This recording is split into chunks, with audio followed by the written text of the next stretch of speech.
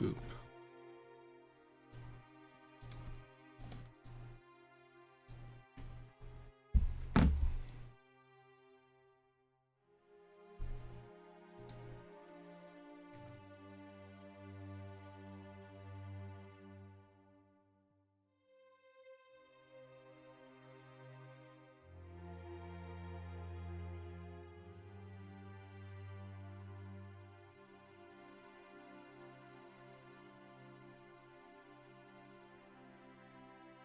Okay.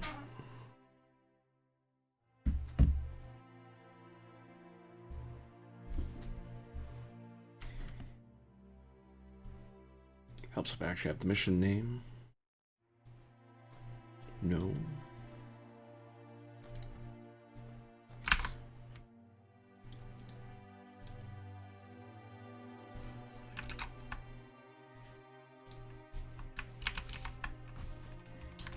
Boop.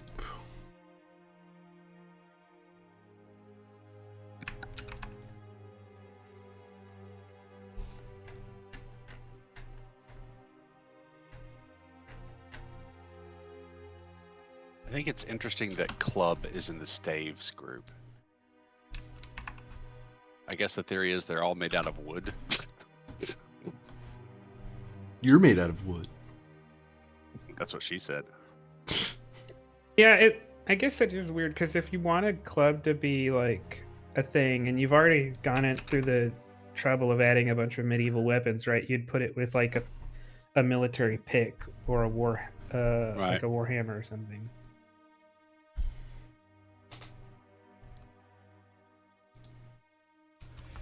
Hello everybody, I'm AD Springer, also known as Corbidian, and this is the Electric Metropolis video game tour, and this is our first mission of the Great Continental War of the Setting Sun, a Fantasy Age 2nd Ed RPG in a historical fantasy setting of black powder and steel. Yeah. Let us get underway. Where's my intro thing? I had it written up and everything. There we go.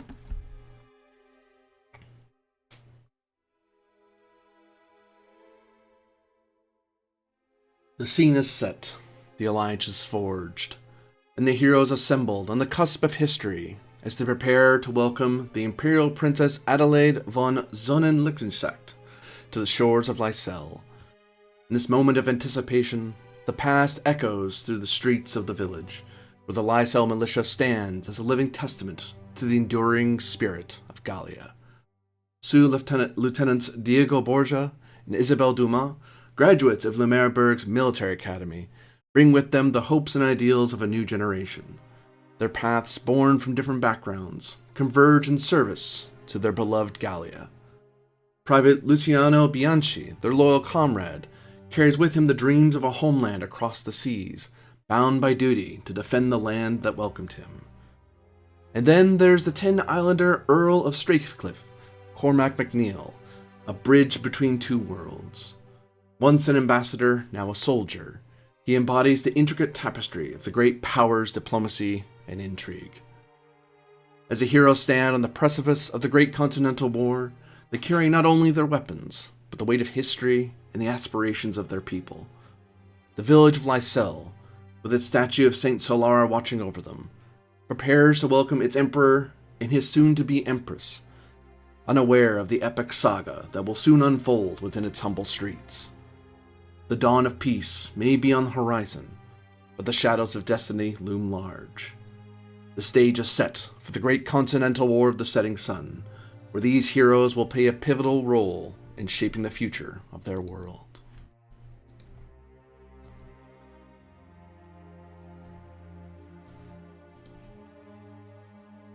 We look to Lysel, a peninsula, a tiny peninsular village, recently liberated, as the Gallians would say, from the Wenelani some many years ago.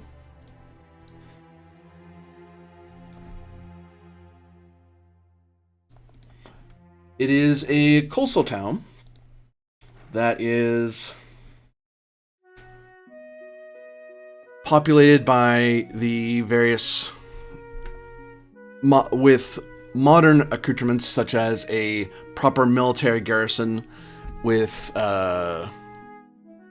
which predates the joining of Lysel to the at that time the Kingdom of Gallia, but now it is a modernized building for upkeep and storage of the militia, though the Gallia militia has not had to fight in pitched battle for a few years.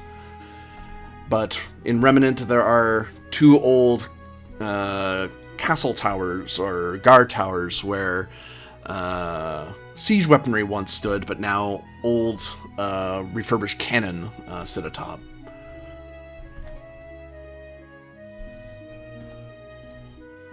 And we have the arrival of these new officers and private to this village. And the first I'll ask of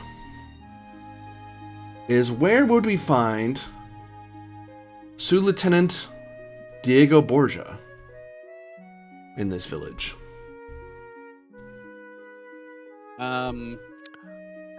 Probably, if he wasn't on duty, at the inn or tavern. So, definitely at the Gilded Griffin Inn, a rather, if not rowdy, a lively place where the various farmers and fishermen come to go, and occasionally a gentleman may be found to, if they felt so inclined, or gentle lady would find themselves inclined to enjoy the common folk. What does Diego Borgia look like, and what is he doing as we look upon him in this lively space? Let's see. Diego is about 5'11". He is well muscled, but kind of in a lean way. With brown hair and auburn eyes. Hair's a little long. He has an impressive mustache that he tends to stroke when he's in thought. He's wearing a buff coat that is unbuttoned currently over his doublet.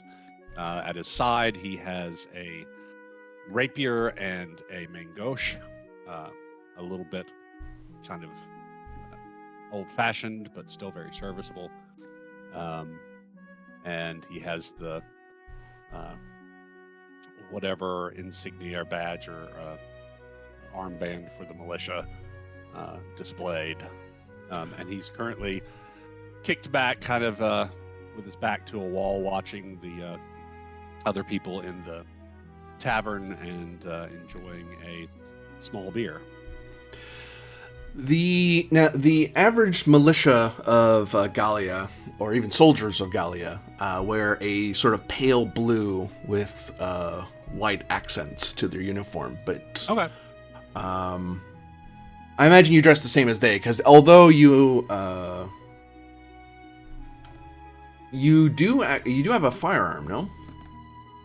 Yes, I have a pistol. I doubt I'd be carrying my rifle around town with me. But you are trained in riflery. But you're not. You're a light. In the academy, I would guess that you were a trained light infantry, or right. or voltigeur, hunter. Right. Although the militia isn't quite so. In its small size, but does it have a distinction for its hunter, or do you wear the same uniform as everyone else? Yeah. How many? Choose, huh? How many people did we say the militia could muster at once? 80, I think. 80. Yep. So it might make sense to me that there's out of those 80, there's 10 mounted and maybe 20 light infantry, and then the rest are the main body, right? You think that many light infantry? Well, not true light infantry like riflemen, but frontiersmen, right? Because Yeah. This is a village, right? So they're gonna be, as opposed to a city garrison, right? They're gonna be more people who are competent at hunting and long-range marksmanship because they do it to survive, right? Okay. Hmm. So it So, might yeah, make let's- sense that it has more light infantry than you'd expect. So yeah, let's say the light infantry slash skirmishers wear a kind of green gray uniform. It's as new technologies developing, the light most nations light infantry are tending to be dressed in less bright uniforms as compared to the regular infantry. Hmm. So yeah, kind of green gray. Yep. All right. So you have a green gray jacket on, and the sign of your militia status is whether you're wearing your jacket about town. Like that's that would be your sign. Also, given how the village is fairly small, most people know who the militiamen are. Right. Like, Right. but what does Diego do when he's not in militia work? Because militia is not a full-time job. It has a garrison because of all the equipment you guys have and how fairly large you are compared to small towns and hamlets. And Right. tradition is a huge part of it. But what does Diego do on his off time when he's not, or what would he be known to do? Well, he is the youngest son of a merchant family from Winilani. So I would, and his family's had interests in LaSalle for a couple generations. So I would guess that he probably works in the family business in town, in the docks or market or trading floor, something like that. And you're of the upper class, yes? Yeah, my grandfather bought a title, basically, back in the day. So, would you have one of the officer houses, or would you have one of a private estate separate from the housing? That's a good question. I will note there are more farmlands and stuff beyond this map. These mini farms and mini orchards are gentleman farms. Right, like yeoman farmers. Yeah.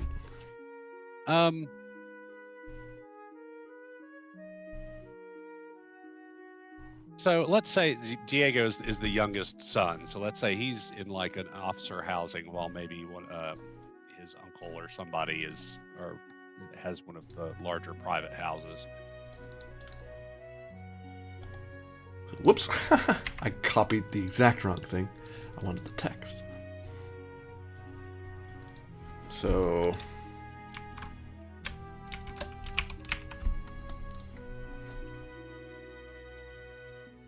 your choice, since I picked you first. Which house do you want? It's these four. Plus this, yeah, these four. This big one's for the captain. Okay, what's the little addition to this one? It's like a little shed for like wood or like it's extra wood or storage space. Like a little overhang away from the house. Sure, could always use a closet. I'll take that one. And with your Winilani heritage, there you find yourself and your the features common to the free trader folk. That this town, there's a lot of Winilani.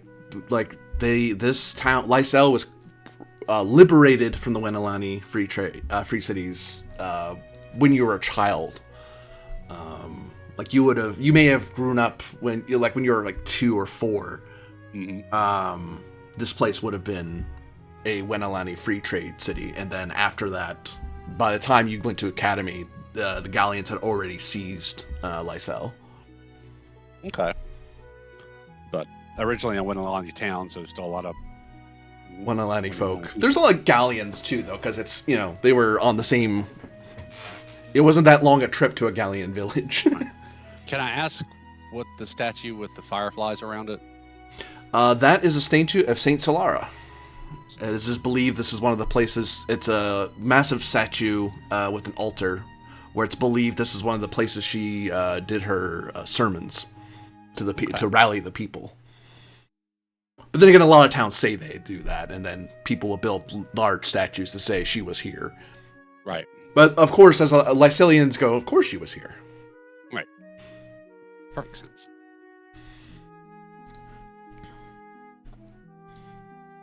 Some people say hi to you as they pass and give a respectful nod, because although the militia was unable to repel, the past militia was unable to repel the Gallians, the modern militia is still seen as and its officer class seen as protectors of the realm in a very, Right.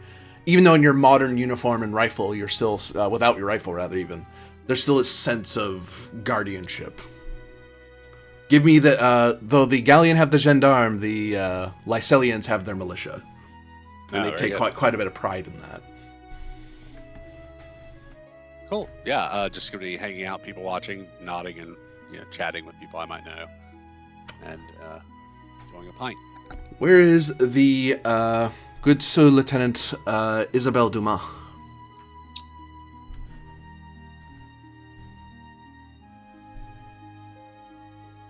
I might say,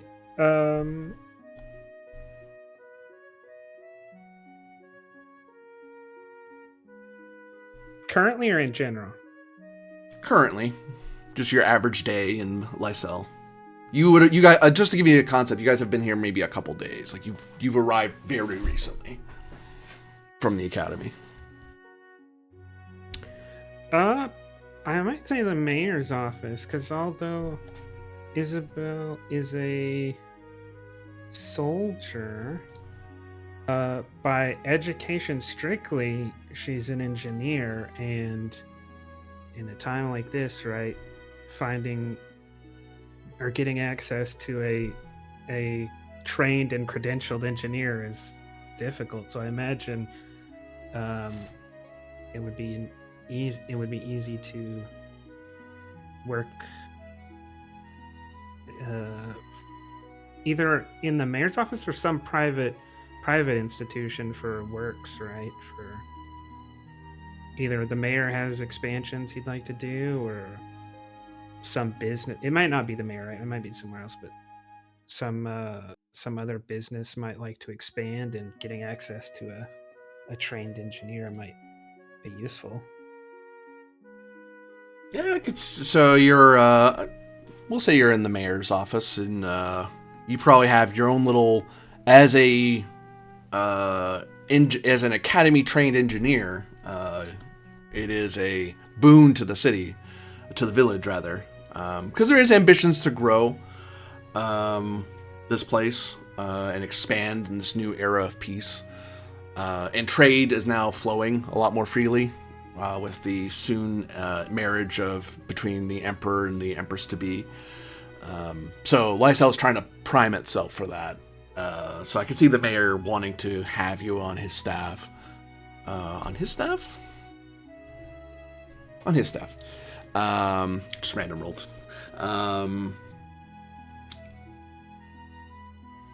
And you probably have your own little office.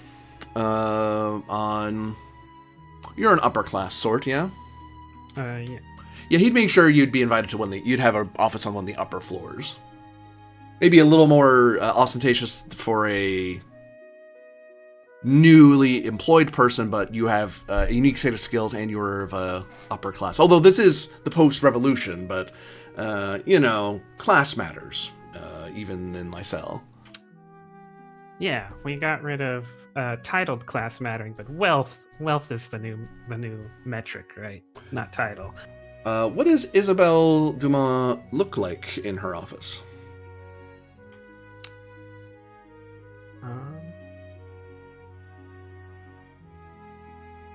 Well, Isabel is about 5'8", of a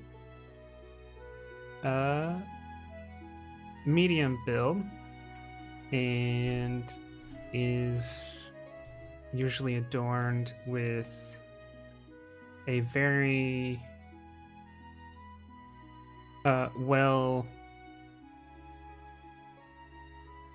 a very well fit and adorned uniform, wearing it even in the mayor's office, because not yet had the wealth to build out a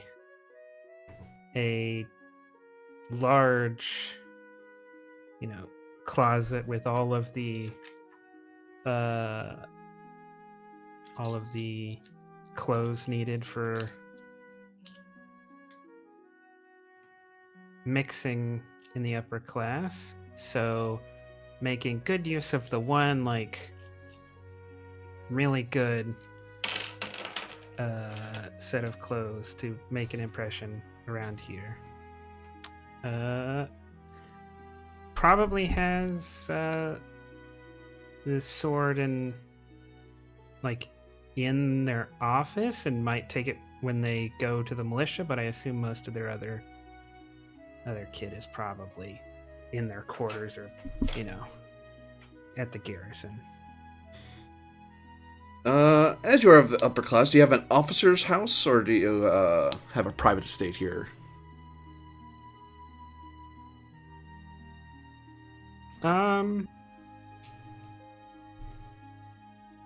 I guess that probably depends on the general disposition of each group. Among the other officers, is there a particularly dominant viewpoint?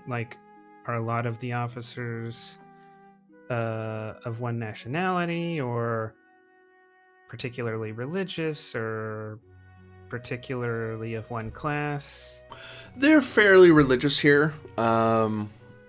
If they're from Lysel, for sure, or they're of Wenelani descent, just because this is one of the supposed holy cities, or pilgrimage cities, better way to put it. But it's a minor place for that. Gallians live here and have lived here for a while, hence why it's considered a liberation by some, just because it was part of the Wenelani. The free areas of Wenelani are quite some distance away, across the Glimmering Sea Bay, and so on. Does that differ from the gentry?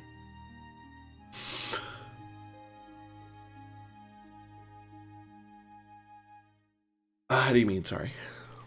As in, are the gentry mostly of the same opinion on all of these topics, or is there some? There's a mix because of the revolution. A lot of the clergy and nobility were chased away, but people who were landowning types, like merchant families and just wealthy people, they stuck around. Like the Stornhelms, for example, or the Borgia, they were still here, both pre-revolution and post-revolution, because they weren't of the. But some people are coming back who are a little more, of the gentry who are a lot more religious than that, just simply because of the re-welcoming by the emperor. But it's not as common as it used to be.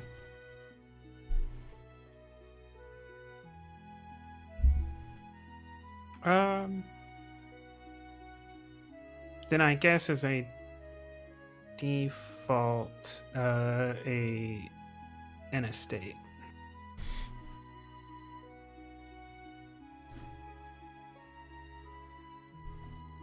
Which of these two estates would you like? Because this one's for a very particular person, but these two. Estates with their small farms. This one has its own little garden on top of as well as its fields. And this one's a little more cozy. Cozy means cheaper. This one. Cozy is not a compliment when talking about a house. See, someone didn't learn anything from the revolution. It's a revolution against the aristocracy, not against wealth in general. We gotta wait another 100 years till some people start running some funny ideas in books in Alemania for that. And then we look to. I think that comes from the 10 Isles, actually, doesn't it? Oh, actually. No, Marx is Alemanian. German. Yeah, but he wrote all that in England, did he? With Ingalls. Not the initial stuff. The initial stuff was all written in Trier and in the Low Countries in France. Oh, fair enough. And actually, as you are cavalry, do you dress is your uniform any different than the normal militia? I mean, not that your cavalry is numerous, but your militia does have a cavalry, as you've noted. I think the largest, right, because most of the time any decoration or ornamentation on the uniform would be obscured by the fact that we wear breastplates.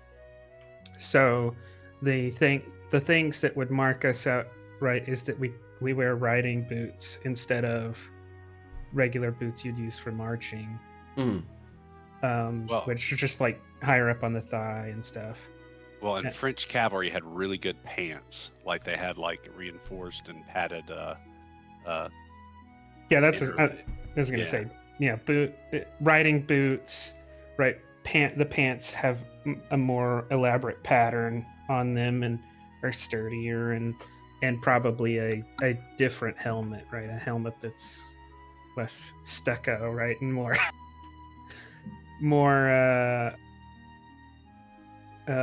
reinforced, right? Because the normal infantry soldier doesn't expect to be hit on the head with a sword like we do. So that is to say that you are if someone were to walk by your office and not know you, they would see the uniform and go, "Oh, that's a militia officer of some kind," and then move on. They wouldn't necessarily, without all the accoutrements of your cavalry role, like the breastplate and everything else, they wouldn't know right away. Yeah, they would need a little bit of insight, right? The uniform itself would not stand out except for like the riding boots and stuff, right? Someone who has spent time around the military could tell the difference even without the accoutrement, right? But yeah, your average villager wouldn't know. It's like, oh, it's an officer. Know. Yeah. Okay. So we look to see where Luciano Bianchi is.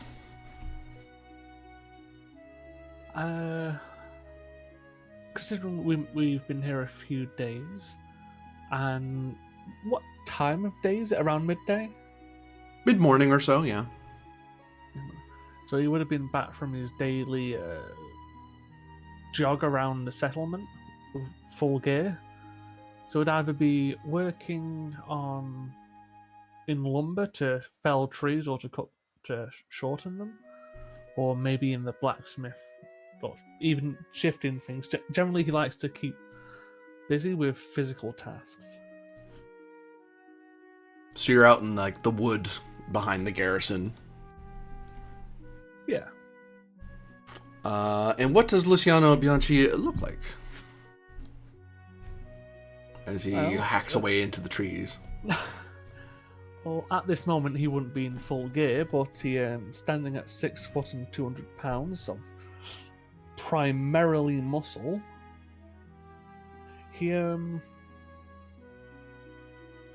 got with black hair, brown eyes, and short, scruffy beard. He intends to clean it up, but not right now. It's not the biggest important. And considering he would be doing manual labor, he's probably either shirtless or in a very loose shirt, where you'd be able to see like a bear claw tattoo across his chest as he's swinging away.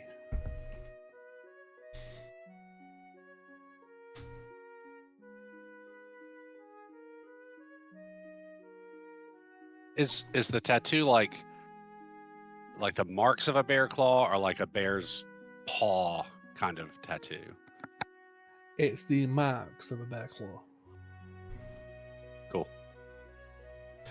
I will note that even among the when people first learn of your tattoo, the few that would see it, obviously, like your fellow privates in the militia and villagers who see, like lumberjacks who are going, like, well, lumberjacks is a strong term, but people who go out to the woods for lumber or whatever, you would get some askance looks. The tattooing arts and marks are considered one of those it's either a sailor's thing or it's a hallmark of the Empire of Magi from long ago. But no one's like gonna get in your face about it or, what's the phrase? Other you know what I mean? But they will be a little, they'll look at you a little strangely, and maybe slightly wary. But other than that, well, then again, you are not of either Gallia or Wenelani. You are a man of the Peninsula de Castrum, so you are some distant. Not many people of Castrum live here, aside from the militia. Like, there's probably you and like a couple other privates who are also from Castrum or near Castrum. And it's not like I'd hold it against him. He wouldn't mind too much if they didn't trust him to begin with, or looked at him with suspicion.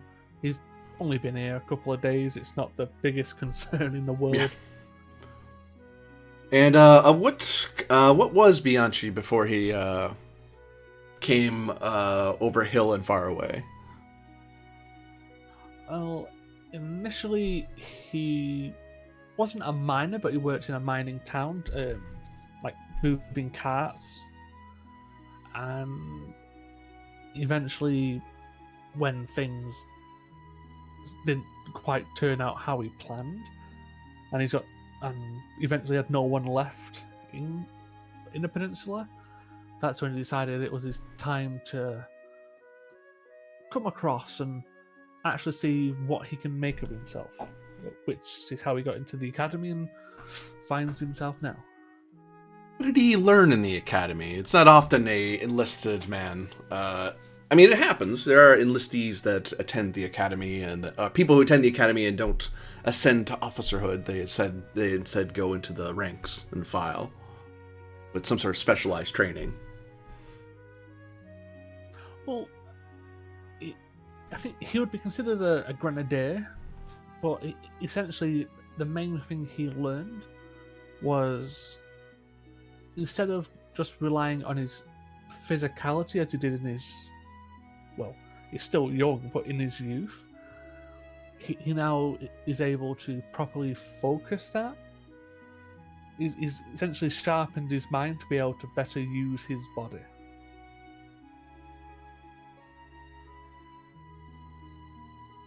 I get you.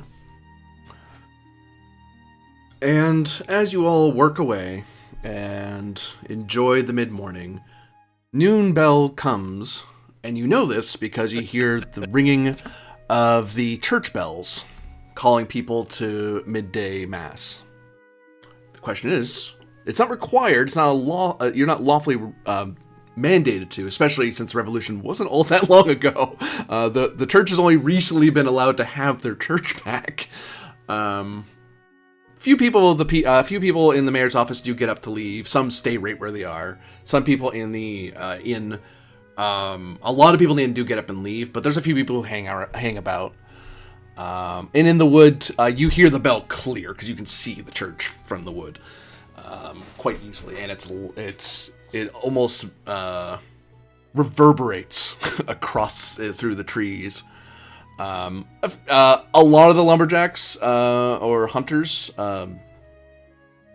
will either, some that are really close to church will kind of go, yeah, I'll just head straight over. Others just kind of sit where they are and take that as a sort of, as a break time.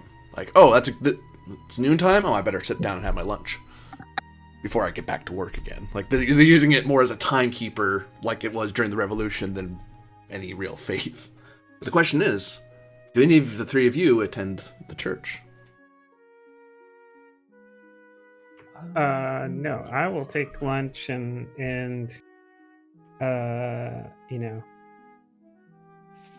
find someone to find someone or someone in the mayor's office to have good conversation with. But no, I abstain. Diego's already in the inn, so I will just order lunch where I am. Yeah, and I think with knowing that at this time when the bell goes off, it's essentially lunchtime, he'll place his axe down, wipe himself down, and head to the inn for lunch before heading back. And actually, I will say that the friend that Isabel ran into invites you just to have a lunch just down over at the inn, because Yes, we could have it at our Okay. desks, but like the end's like right there. We could have someone else cook it. How convenient.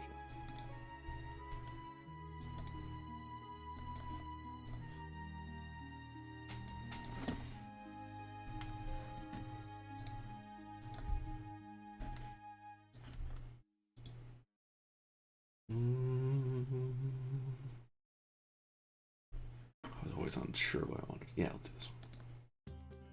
Gotta watch out. I hear Gandalf shows up here occasionally. So in this tavern space, where a good chunk of it has, where some have emptied out, but there are still people here. The barkeep is still here. His wife goes, but he's not going, much to her annoyance. But you know, where would the three of you be found to sit, and would you sit together? Yeah, when they come in, Diego will, Bianchi, Dumas, come, join me. I've just ordered lunch. Thank you. Fine.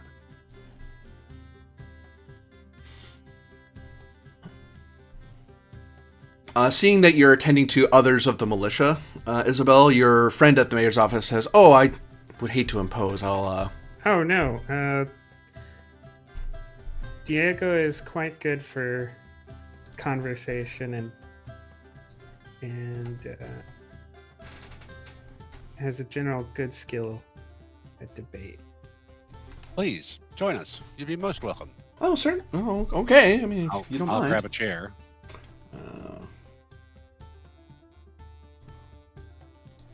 So, Luciano, looks like you've been working up a sweat. What gives?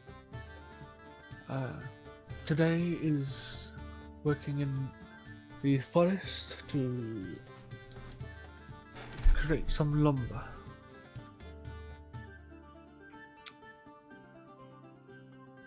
What time of year is it, GM? It is currently, believe it's early. It's spring. Hold on, I'm gonna double check my times here. It is spring. Yeah, late spring, I should say.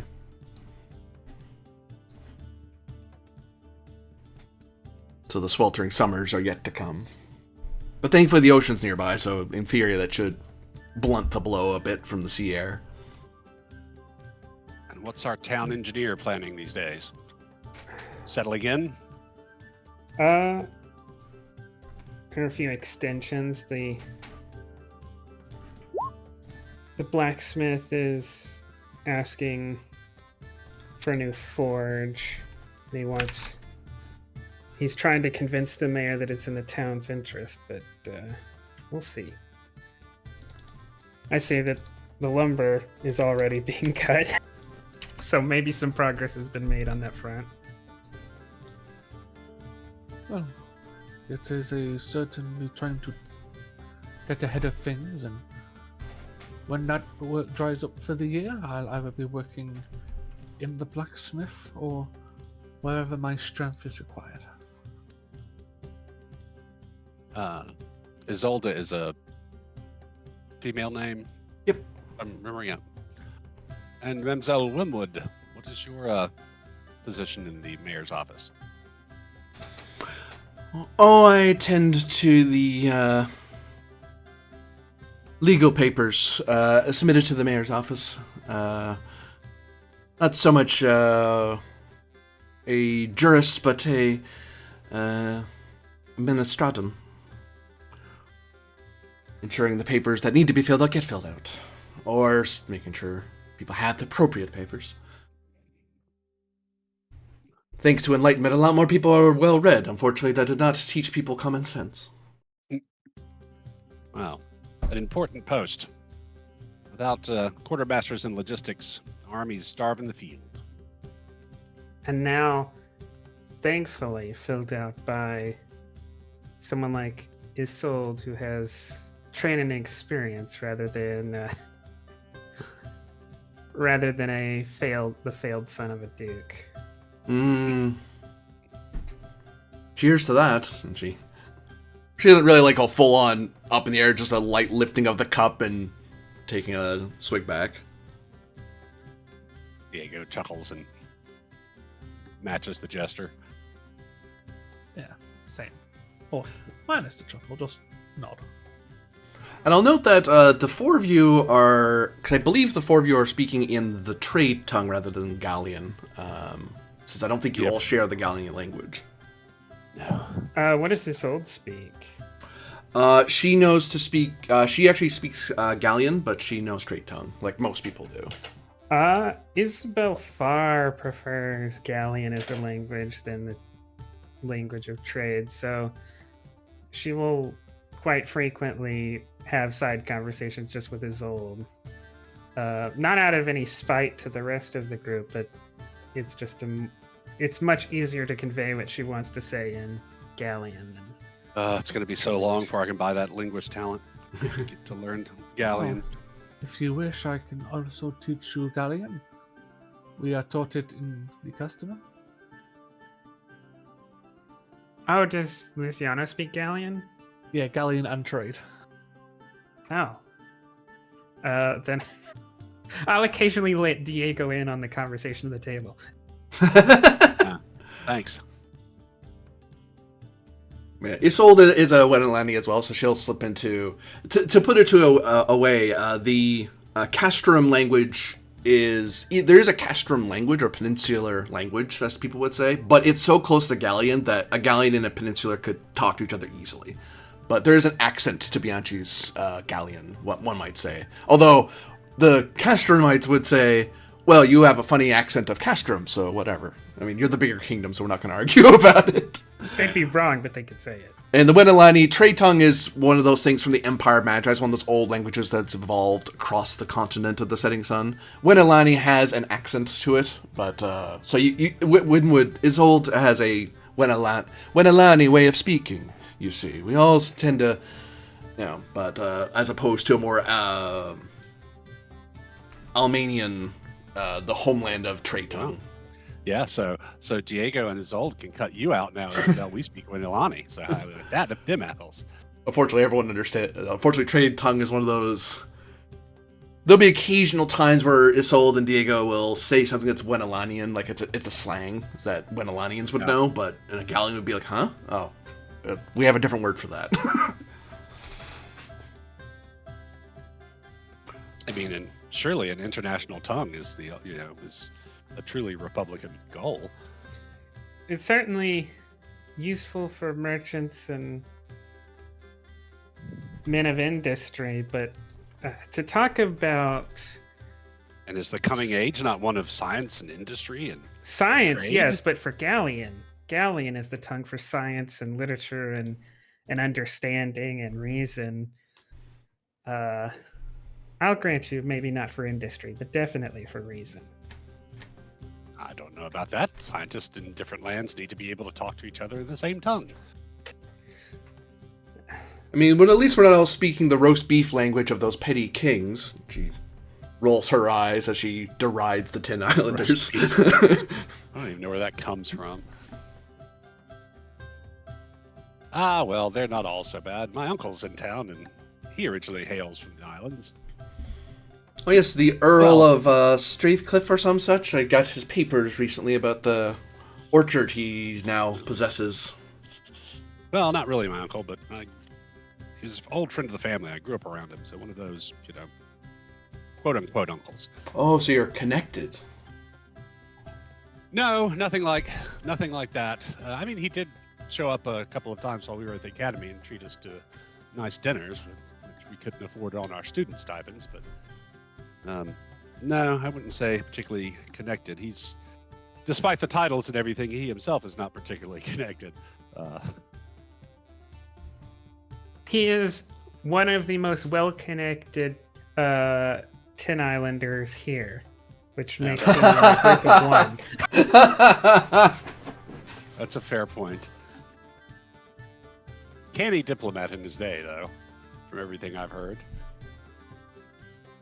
I would not want to be across the negotiating table from him. It's much easier to be across a drinking table from him. You're here. I wonder if he helped with the treaty back then. She ponders. And picks at her food a bit. Diego Assuming that tucks in. there's no Empire of the Tin Lands, probably not. Oh, they have what was that? They have a bit of land in Vinland. Well, they used to anyway. I think they still do. Somewhere northish. Just like them to grab up some small piece of land across the ocean. Yes, rather than one that just borders the their homeland like Gallia. Well, Gallia only takes land that naturally belongs to us, though, so it's acceptable. Oh well, can't argue with the success of the Empire. I generally try to stay out of the higher politics talk. I try to stay in as much as I can. Well, speaking of more local politics, I'm going to need to figure out who owns the lands about half a league northward of the militia base. They'd be perfect for taking the light infantry out for a bit of training, but I need to get the owner's permission to do Forest or an open field? so. Mixture. I could support that. We'll need an open field.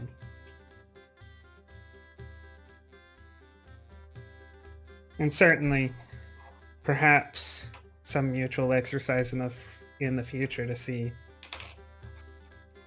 see how loose order light infantry handles the charge in an open field. I tell you how the light infantry handles a charge on an open field. You die unless you can get back into a square. And they'll need to be taught that, won't they? Yeah, fair point. Roll for me. As Isolde tries her best to, she ponders aloud places, because she, in the mayor's office, she would be a little more aware of who owns what, and she'll give some suggestions as to places. One of you gives me intelligence military lore. I actually have That's that you. focus. And you get +1 to the roll, because Winwood's trying to help. She's trying to, not to the roll, but to your target number, which you don't know what that is. You just know what you add. Actually, no, +1 to your roll. That's how it works better. That way you know on your side. Yep, never mind. Okay. I'm smart, everybody. Don't worry about it. Focus, +2. Additional modifier. I have to put a plus in front of it, right? Yeah, because a +1 to the target number would make it more difficult. Yeah. It's more difficult because she's helping. What? Yeah, there's something in the book that explains the difference. It's like bonuses to your number of things that are actively helping you, and things that affect the target number are like, they don't have to deal with you, they're just the environment or something like that. Not great, but not terrible. 12. It was actually pretty decent.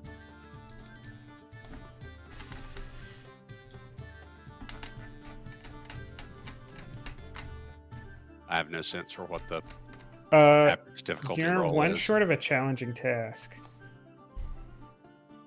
And you've beaten an average task. Well, I would assume with 18 probably like generally being the highest on the die. Rolling a 12 is pretty good. If you look on page 43, it gives you the math on a 50% and a 90% Yeah, chance. but that's cheating. You got to feel things out, Winchester. Jeez. It's not cheating. It's in the player section. Cheating. So being meta shamed. But yeah, between yourself and Isolde, she's able to give you an idea of a nice bit of field that she knows that some old hunter owns it, but as long as you're not hunting deer, he doesn't care. Yeah. He might want to come by, if you start shooting and stuff, you might want to come by and let him know everything's okay, but pop by his little shed and say hi, then go about your business. But otherwise, as long as you're not hunting the deer, he doesn't care. That's not a problem. I'd want to walk the field anyway before I took the men out there. I really wish he'd work it or till it or something, but no, he's using it to attract game, which I guess it works for him. I've never been a... I mean, I've lived here a long time, but I'm more of a market gal myself, rather than a hunter. There are quite a few useful things that come from protected woodland, but nothing so valuable as from the woods of Vinland. Not anymore, at least.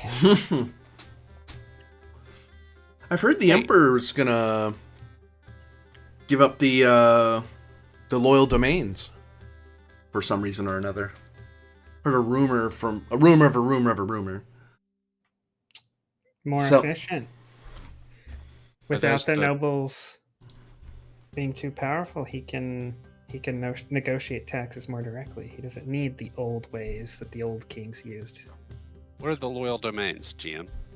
The loyal domains, when the United Colonies rebelled years ago and became the United Colonies of Vinland, they didn't liberate, quote unquote. The entirety of the colonies didn't rebel. Some remained loyal to their homelands, so the loyal domains of Gallia, Wenalani, and the Tin Isles.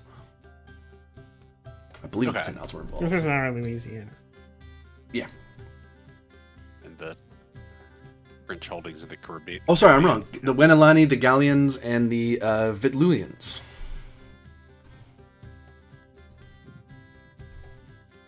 They're a... Well, And he's giving them up as in he's not going to press for them to come back to the fold, or they asked to leave and he just said yes, or what? Well, that's just it. I don't know, really. I mean, I would think he would want to trade it with some power or another, or maybe give it over to the natives. Well, Reverse as the far as that betrayal goes, and all. and there's probably some negotiations going on that we don't know about for one thing or another.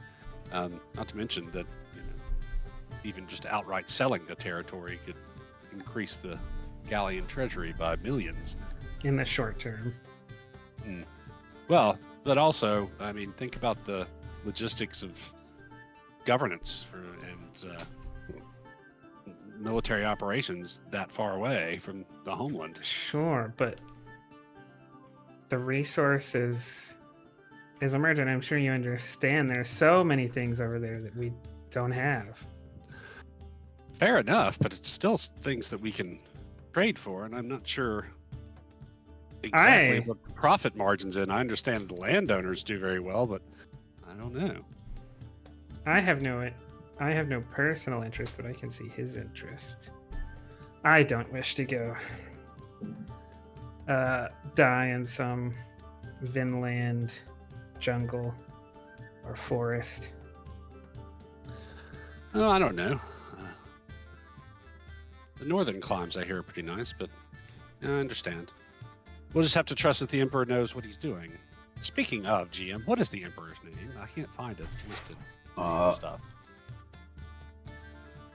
I think it's in the encyclopedia, isn't it? It's in the Roll20 encyclopedia. Hilariously, it's Emperor Elrond Stornhelm. Oh, that's where that name comes from. The He has a house Stornhelms. here? Oh yeah. This is where he was born from. Oh. Yeah, and Castrum's ruled by his brother Eldrick Stornhelm. Yeah, because the Emperor, like me, and like us old, is Winilani. Yeah.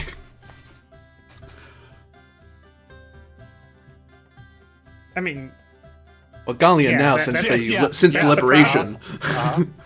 yeah, that's not a good thing. He distinguished himself in the academy and became a true defender of Gallia and hero of the revolution. At one time. Yeah, some see his current imperium as a bit of a betrayal of the revolution, but one is careful how loud one says that. Although in a small village like Vlesel, I wouldn't be sweating it too much. It's something you wouldn't be bragging about Lumerberg. So long as there's a chance to fulfill my military ambitions, and as long as he keeps particularly in the military, the meritocracy kind of thing going, I'm all for it. So, how have you all settled in these last few days? If you don't mind me asking. Oh, not so bad. My eldest, well, my family's business continues briskly in the warehouses. I've been helping out there, and the officers' quarters are nicer than I was expecting, and at least I'm not having to live under my actual uncle's roof. More drink, more food, says one of the bar ladies who come by. I say no. That would be excessive at lunch. There's much of the day left. But it's No, good for thank the you. belly. She pats herself and smiles happily. I have to get back to the forest soon, so no thank you. Yeah, I actually might. Don't think I'm needed in the warehouse today, so I might actually go out and visit this. What did you say the owner of the land's name was? Oh, I didn't. One moment. Let me think. I just know him as the man up north, and that's not really helpful, because there's a lot of men up north. Eldrick, that's his name. Eldrick. Yes, I'm gonna go visit Eldrick and arrange for some maneuvers on his land.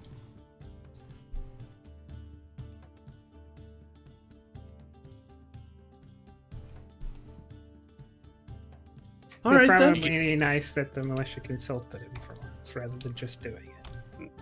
You get the sense that Diego's far more interested in like the military aspect of his life than he is in like his quote unquote real job. Yeah.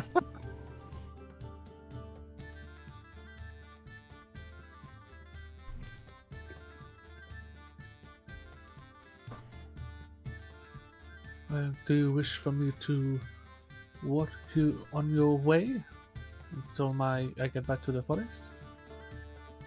Oh, sure, we're going the same direction.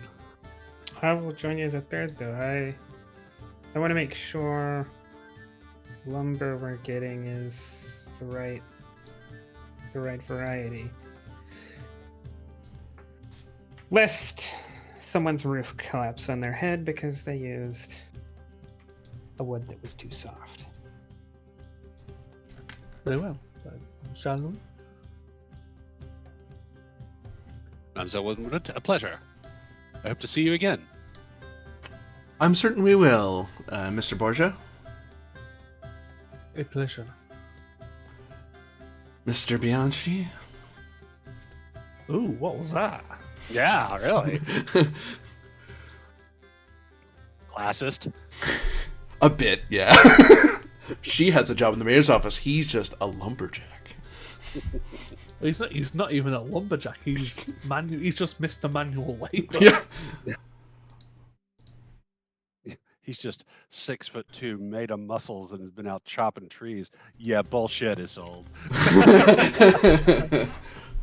Well, she likes a good Wenelani man, a bit more svelte and swimmer's body, less this big, bulky Almanian body. Like, what's he gonna do? Lift a tree? Not Yes. Can list a tree without a shirt on, very, very strong. Lots of muscles. right. Right in front of the mayor's office. doing a caber toss,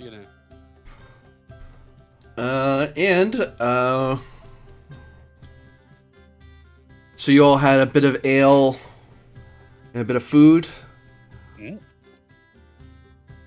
Given now, normally if you were out traveling on campaign or something, or especially if you're away from Gallia or very far away from, in this case, away from Lysel, because your budget only covers Lysel, your Lyselian pay covers just eating and drinking here. Especially the officers, you can eat and drink rather well. But if you go away, you'll be expected to. You'll be pulling from your purse a lot more frequently than your banking finances. Right. Winwood places a couple francs for her food. And heads on her way. Well, galleons, I'd assume. Galleys, that's true, yeah. Who are the Franks? Oh, some legend. Yeah. from a fantasy book. Almost I done. Oh. hear they went to war with the Daves. The Daves. It's a child's novel. This is this weird setting. It's this weird world that's slightly different from ours, but incredibly close. Yes, they lived next to the Steves and the Dans. I've never read this novel. As you step out into the open air, you see a militiaman corporal come running up the path, and he stops short on the step. Oh, here's trouble. He looks like he's doing something official. He has a paper in hand. I'll hold out my hand He's and say huge. report. So, lieutenants, the captain summons upon you, and he holds out the letter. I'll take it Huh? and read it, Day's looking up. assuming it's in Galleon. It is in Galleon, yeah, because the captain is Galleon, because who would let the Wendelani charge themselves? But no, the letter is basically a writ from the captain to gather all the lieutenants, the Sioux lieutenants and lieutenant to the militia house. I'll turn to Luciano and says, sorry, I don't think we'll be able to join you, Luciano. Me and Diego have an urgent matter to attend to. Very well, I will head off back to the forest behind the garrison. Private? Does the letter say anything about the subject of the meeting? Give me Because I want to know if I should tell Luciano to go ahead and go back to barracks or not, basically. you are to be given new orders in person by the captain for something of great import. It doesn't seem that it's now. Give me an intelligence roll, because that can mean different things, especially in militia terms rather than academy terms. Oh shit! Well, you got it, and you have stunt points. I mean, is this a task that? Because I know there's 2 sets of tasks, and one of them you just don't get stunt points on. Oh, you get some points for this. This would be a role. This would be a social or exploration stunt, rather than You got combat. lots of stun points. Okay. So the Is it? It's one or the other, right? It's either social or exploration, or is it? It could be both. it could be both, as long as it makes sense, really. Okay. You would reading the letter. It's a matter of great import for the Lysel militia. It translates to there's something the captain wants the officers to handle, and he doesn't want to do it. If it was an actual we're under fire emergency, a man on a horse would be bugling for everyone, or you'd be hearing drum beats from the militia house. It'd be a lot more urgent. This is urgent for the captain. So you're probably going to be offered some mission or another that helps the captain out in particular, but not the empire as a whole. It's not quite that important. But he says great import. It's just the way to say it. It's a way to make it official rather than him, because he's not going to ask you to come. He's going to make you come, basically.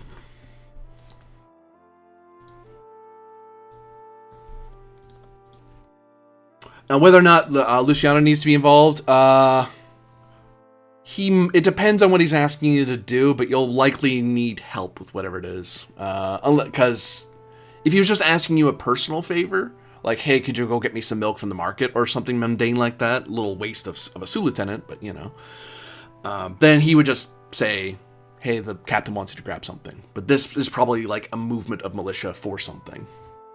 Yeah, then I'll say to Luciano, it looks like there may be some work at the militia house. I don't think you don't serve under either of us, so you're not. We're not going to bring you unless you want to go. But if you want to go, you can come. If that's the case, I will just inform the foreman at the yard, and I will then turn up to the military house and get ready. The one that makes the most sense to me is swiftness. Right, me and Diego are the first to arrive, maybe? So. Or you get there earlier than he anticipated.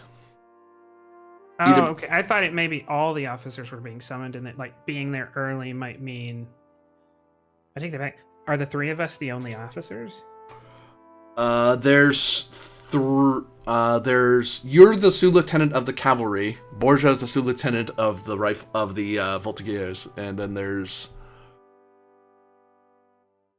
probably One for standard infantry. There's one or probably two for standard infantry, like and then there's the lieutenant who watches over the entire military, and then there's the captain. Which the captain's a bit overkill for what you have, but it's tradition. But the orders, I guess, the orders, in my understanding, don't make it seem they make it seem like me and Diego and probably the lieutenant are the only three officers being. Yeah, they might be summoning the line infantry as well, but Well, I guess swiftness makes sense to me if getting there earlier means we might get to pick or choose from some list of things he needs done, right? Rather than showing. That makes sense to me. If that's the case, then I'd use swiftness. And someone arrives at the as the orders are being given out. He's gone again. He's back again. Oh no. Cormac McNeil. Currently, the assemblage of heroes are on a nice noonday, and outside of the local inn of Lasselle, the Gilded Griffin, I believe. And well, I have to ask, what does Cormac McNeil look like, the Earl of Strathcliffe? Well, he's a very elderly gentleman with clearly hair that's been aged with grey color, or streaks of grey color at the very least, wearing an extremely classy outfit. You see that every bit of this outfit has actually been customized to very perfection. He has a hat with a great big feather on it, and a very fine red jacket, along with some nice red pantaloons as well, and a walking stick made of ivory. Overall, he exudes the air of an elderly gentleman, somewhat, perhaps a bit getting on there with a slight gut, with the comforts and everything of Lysel, but competent enough for any sort of job, you think? I presume that from your attire that you're not dressed in militia uniform. You're dressed in your fine wear, like just the normal clothes you walk around with. I have a patch of the militia somewhere sewn, but not in the actual uniform. I dress far more finely. So the three of you notice Cormac striding up behind the corporal. The corporal has not seen him yet. Ah, bonjour, Lieutenant. We have orders to report to the captain. I'll stand behind the corporal until he notices me and just like, Lieutenant! And he kind of backs up and salutes. I'll say, Corporal, you're dismissed. You can go. So, Lieutenant, and he gets out of here. And how are you fellas doing? And lady, We of course. are- I'll take my hat off to the ladies. I'll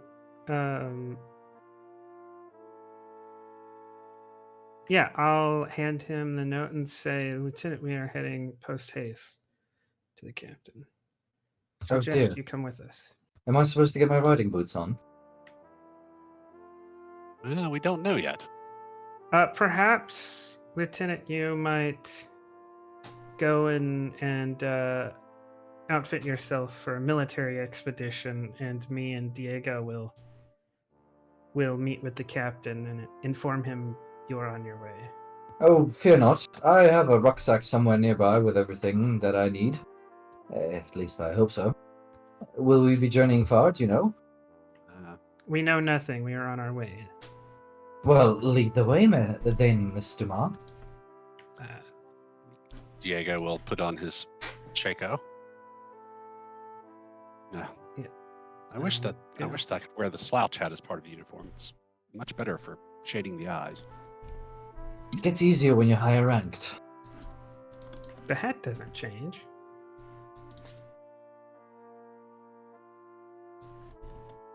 Yeah, so I think I'll be heading off to the lumberyard first, just to make sure I inform the foreman.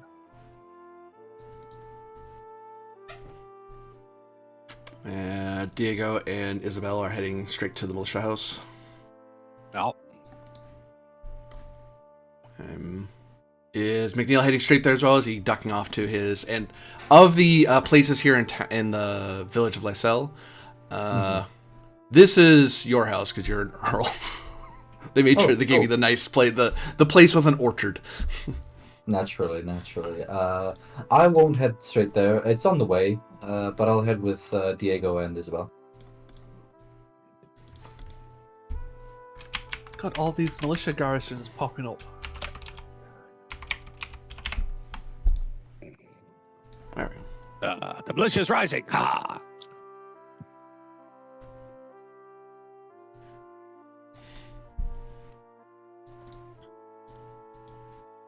Also, sorry, real quick, I haven't got any music. Is there a way to fix that? Refresh, because it should be playing. It's good. It does die off every so often. But actually, I'll change the music anyway because you're in a different spot. This one. No. Way too serious for what's happening. This one. No. Not that important. Hell with it. We'll stick with this one. Yeah. So Luciano, you're able to pop by to the foreman and inform him, and then the lot of you, the officers of the militia, encounter the captain. Let's see. Just need his token. I know which one I was going to use because he's my favorite one to use for officers. Find the dude. Where is he? He's right here. No, not her. Him. Oh. Hey, Galleon. Yes, he looks very posh.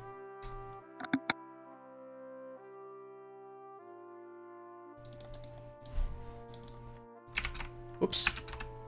Sebastian Leclerc.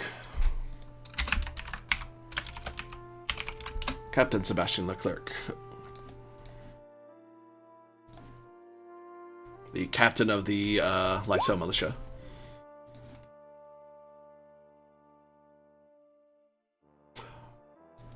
Yeah.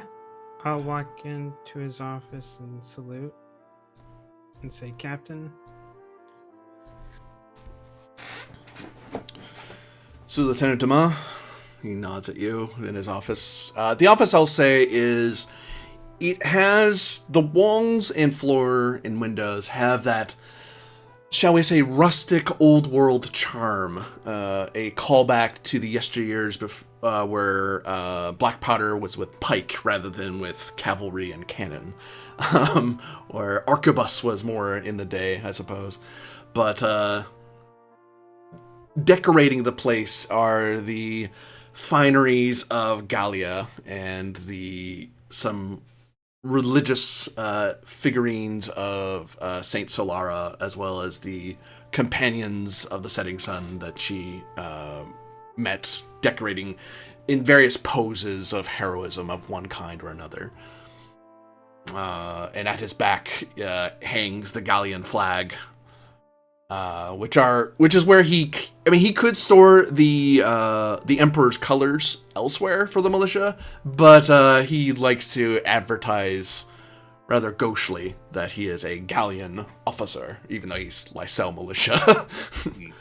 He is not of the Imperial Guard. He is of the Lysel militia, which is not among Lyselians, that's fine. You know, it's all one and the same. It's a guy with a rifle. But among Gallians, there's more prestige in the Guard than there is in some provincial militia. And Borja will follow Demai and Capitan. Cormac will also give like a half salute, you know. The luxury of being a lieutenant. Yeah. And a noble. Sue Lieutenant Borgia, Lieutenant McNeil, I have something of great import for the three of you. I was gonna wait for the final Sue Lieutenant of Infantry, but I am neither bothered or care to wait for him, as the majority of you have attended to me rapidly. As you may or may not know, he sits back, the Emperor is to come to his home village in all due time, and to meet his lady love from across the glimmering bay. And we are to prepare for his illustrious arrival, and his entourage is going to be bringing much of his own comforts. And his guard are going to see to his security, but we are men of Gallia. We are soldiers de uniform, and we will offer all comforts to his Imperial Majesty. To wit, there will be a few things that we will need to do to show that we are not some... He looks over at Borgia like he thinks better of saying what he was going to say, because McNeil and Dumas, I understand, aren't from Lysel. No. That's quite no, his comment. Dumas, yeah. I would raise an eyebrow, like, men of Gallia? Huh? What? Dumas' family is from the capital. From the Lumerburg. And Borgia, you're of Lysel or no? I know your family has holdings here, but I don't know if you yourself are born of here. Sure. So he'll give you a look like you can tell he was going to say something nasty about Lysel, but he kind of bites back on it. We will ensure that the Lysel militia lives up to the imperial standard, as set by His Imperial Majesty. Thus, I will offer... Well, your other Sue Lieutenant will simply have to deal with what you do not select. But I have either a patrol into the countryside to ensure no layabout and vagabond are littering the road. Or if you feel a bit more adventurous and valorous, you may wish to enact a bit of pilgrimage of the boar and hunt some extra food for the days to come. I would offer you some sailing work, but none of you are naval, and, well, the Imperial Navy will do its part for its securing the seas, much as I think the militia has some boat. So the only missions we have are a patrol or a hunting mission. Did I get that right? Unless you have some other idea of 10 Islander novelty. I do not care for that comment of yours, Captain Leclerc, but, Diego, Isabel, do you fancy a hunt? I'd been planning on taking the light infantry out, perhaps in accompaniment with the cavalry, on maneuvers anyway. A patrol might serve the same purpose, as well as helping clear the environs of any vagabonds or ne'er-do-wells.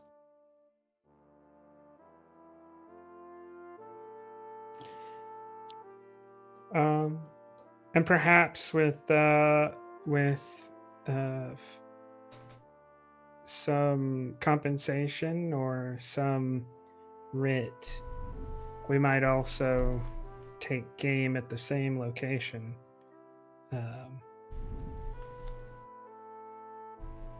Yes, we were planning on speaking with Eldrick, who owns some semi-wilderness land to the north, which he keeps as kind of a hunting preserve. So perhaps two birds with one stone, as they say, Captain. Venison. I am so sick of venison. But game is game and food is food, and if we are able to do 2 in the 1, then that is an efficient use of the militia's time. Very well, you can attend to your maneuvers and patrol and hunt. Though I expect all 3 to be done with a special academy-level efficiency and quality. Yes, nothing but academy-level proficiency for you, sir. And what is the timetable to complete our sweep?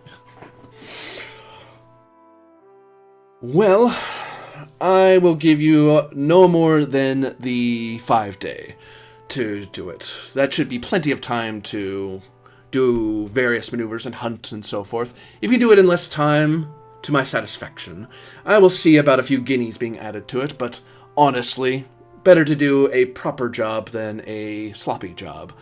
But if you're extra efficient, I will not begrudge you and rob you of reward. Out of character, Luciano is a private in the regular infantry, right? For now, yes, because he's not got an actual.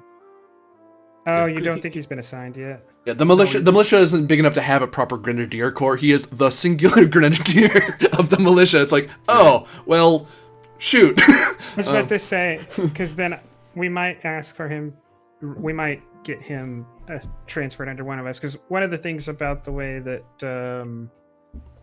duty and honor, the system that you're using works is everybody's supposed to be in some like chain of command, right? The sergeants, the privates under the sergeants under the captain. That way you have a reason to bring them with you. Because if he's under a different command, we can't just take him. Bianchi, do you want to take on extra duties as like Borja's Batman, his dog's body?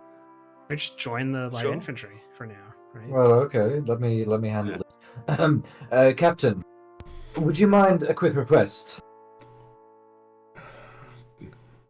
Go on your Earlship. Just Earl is fine, thank you. Okay. Mr. Borja here recently founded the Light Company, and he finds himself in need of a talented man to lead under him. A second in command, if you will. And I think I have just the man in question for Mr. Borja here. There's a private outside. I don't know if you can see him through the window here, but he's somewhat of a large man. Must be at least 6'5". Oh, the Castrum man, yes. The Peninsular.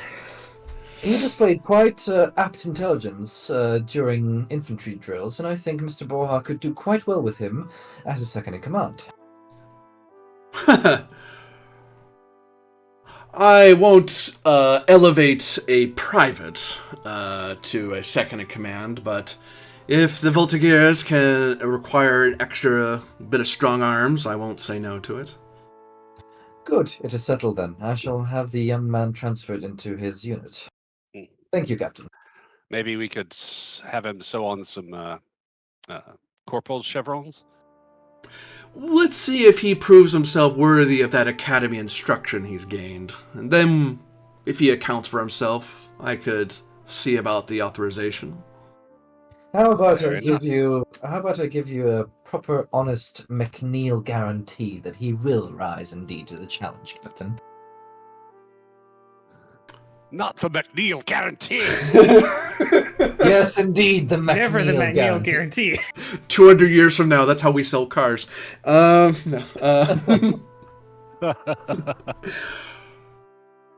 Well, I'll take a gamble, why not? Oh, my word, it's got to mean something around here, doesn't it?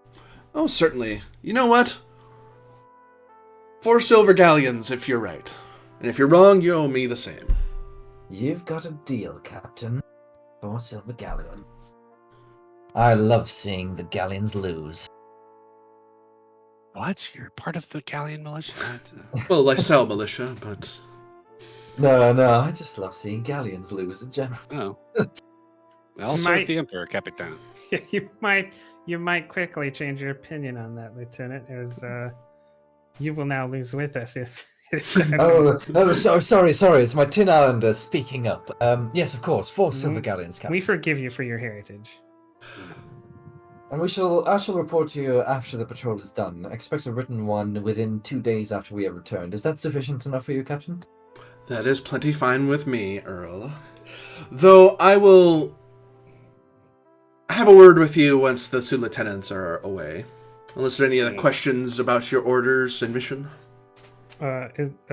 Isabel will click heels and salute and leave the office. Yep. Borgia will salute and leave the office. And guess what, Luciano? You're now in the light infantry. You're not exactly light. You'd see him there actually stood at attention this entire time, waiting for his orders. Oh, so stand at ease. All right, let's round up the rest of the light Perhaps infantry. Perhaps you'll make. Oh, I don't think the captain finished because I got interrupted. But I was asking the captain specifically if he was willing to expense us hunting on this guy's land, or give us a writ that says we're allowed to do it legally. It seems that he got lost in the bit of the gamble. Though you are a Sioux lieutenant, so you could do an intelligence military lore to try to arrange the paperwork yourself. Borgia, could you arrange the paperwork? Or what? What am I arranging paperwork for? You know, you're better with paperwork. We need.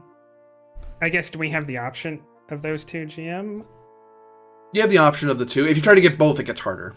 It's hard to get one of them without the captain signing up personally. Well, yeah, we'd prefer to expense it, but I didn't know if Leclerc was going to be like, no, we're not going to pay for it. Just do it. Here's the orders, right? I was giving him the option, but if it's up to us, right, we'll pay the guy. Yeah, let's see if we can't get something to draw on militia funds to pay for the use of his land. What do we need to roll? Intelligence, military lore. Oh, yeah, that is me.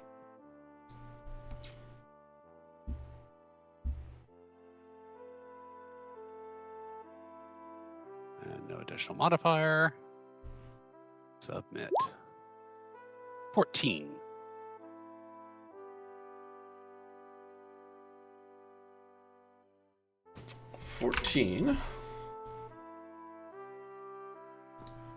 Is enough. You're able to get some monies that will pay a reasonable price for use of the land.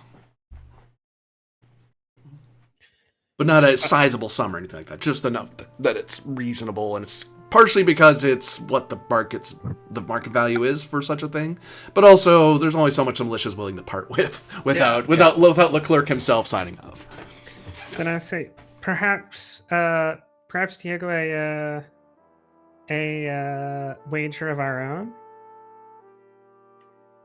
You might take your light infantry and perform the hunting and whatever drill is needed, and we'll have to stay here mounted and ride the roads and show the flag and patrol around the village, right? But perhaps in 4 days you can expect us to scout and skirmish you, and we'll see who gets the better. Basically, I think that achieves all of our objectives, right? Right. You go and hunt. I will go show the flag on patrol, and then we'll turn the last little bit of it into it as an exercise, right? I'll come up on the last day of our time and turn it into an exercise. All right. Sounds good, but I'll pass on the bet, thanks. Isabel, thanks for saying I'm the youngest son of an upper class person. I don't really have the money to be gambling too much. I don't think I do either after thinking about it. Fact, I don't have any money. So Isabel thinks for a second, it's like, oh, yes. Perhaps you're right. We will. So, lieutenants, Yeah. if you wish to wager instead of money, why not first choice at next assignment? I don't think me or Diego would ever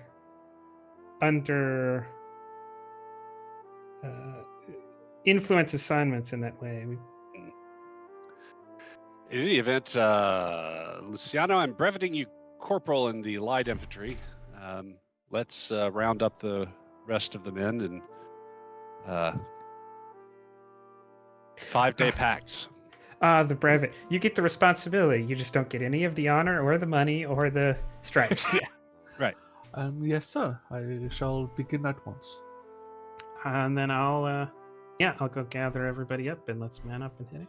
If there's like a drummer or a bugler that we can use to get up on the walls and bugle specifically the call for the light infantry. Or do you need me to shout at you from the window to wait for your commanding officer? No, we're just gathering the troops at this point. We're not leaving. We are competent officers. We've organized everything and will inform you of the organization afterwards, right? Right. Well, good. All you got to do is rubber stamp it. Good. That's what good officers are for, right?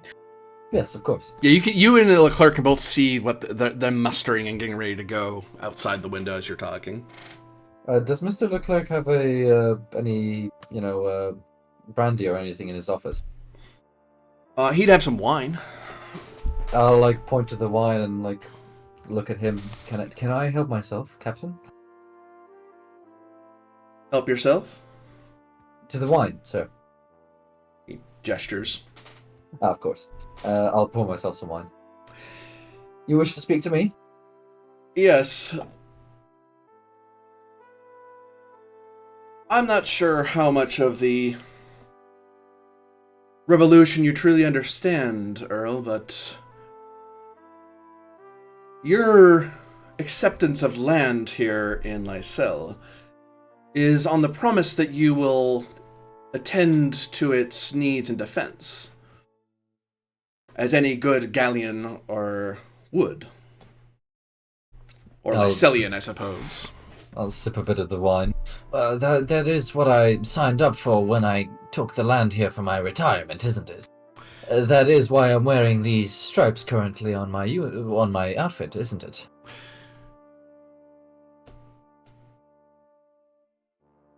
You will have to do more than stripes and swagger in the Galleon military, even in its minor militias. I expect one of my lieutenant to be uniformed when he attends to his captain, and uniformed when he is afield. Are the stripes not enough, Captain? Not in the Emperor's military, no. We are Right. not in the 10 Isles where everything is quite so askance and carefree. And although the Emperor has seen fit to allow nobility to return to their lands, there are certain enlightened ideas that encourage merit rather than status alone. If you don't prove yourself, Lieutenant, in the days to come, especially with the Emperor coming to this town, and you somehow shame this militia, I will ensure that you are writ to Lumerberg about your failures as an officer of this militia. And my land, in that case? Oh, it'll be assigned to officer emeritus of such thing, and maybe you'll get some other farmstead or another in, I don't know, out in the peninsula perhaps, or on the on the eastern coast. I'll put the glass of wine down, I'll take my hat off, put it to my chest, and, salute with earnest. Yes, Captain, I understand. I tell you one last thing, Lieutenant. There are going to be soldiers out there who don't trust a 10 Islander to be their officer. And they're certainly not going to trust a noble. But I was taught in the academy that merit counts for everything. Prove yourself, and they'll follow. And if they don't, I'll see Galleon discipline is instilled. Yes, Captain, I understand. One last thing before I go. May I keep the hat?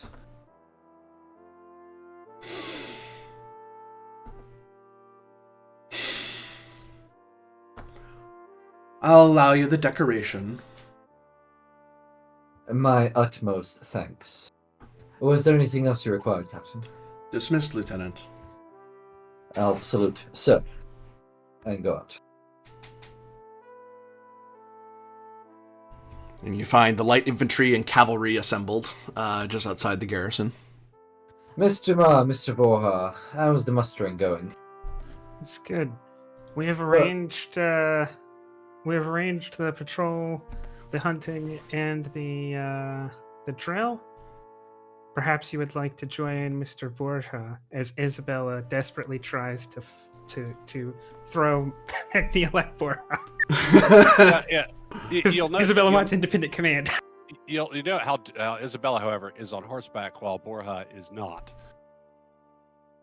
Yes, well, while we march, please keep formation with the light infantry. I don't want you getting too far ahead.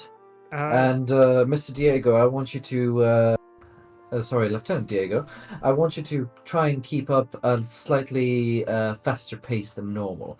Let's call it a half run, shall we? I But must the- go home and change into uniform. Lieutenant McNeil, we're not going to the same place. Oh. Well, do keep me informed then, would you? Bloody hell. Yes, the cavalry will. The cavalry will sweep the roads and roadways, while the light infantry will try and bag some games, as well as sweeping through the forests and areas to the north. Well, very covering as well, much ground as we can. Mr. Ma, considering you probably don't have a spare horse for myself, dispatch one of your riders every, shall we say, every 4 hours with an update report? Yes, To be Lieutenant. fair, you would have a horse. Would I? Like, GM, yeah, would I? Lieutenant. I only. GM, would I? You would be loaned a horse by the militia. Oh, Yeah. great. Yeah, we have. Like, In that case, let me rephrase.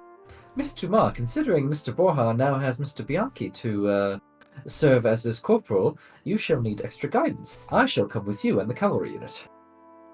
Mr. Borja just kind of smiles slightly and strokes his mustache. Lieutenant Borja, please, if you would, dispatch a messenger every 4 hours to report us your progress. Every 4 hours, sir.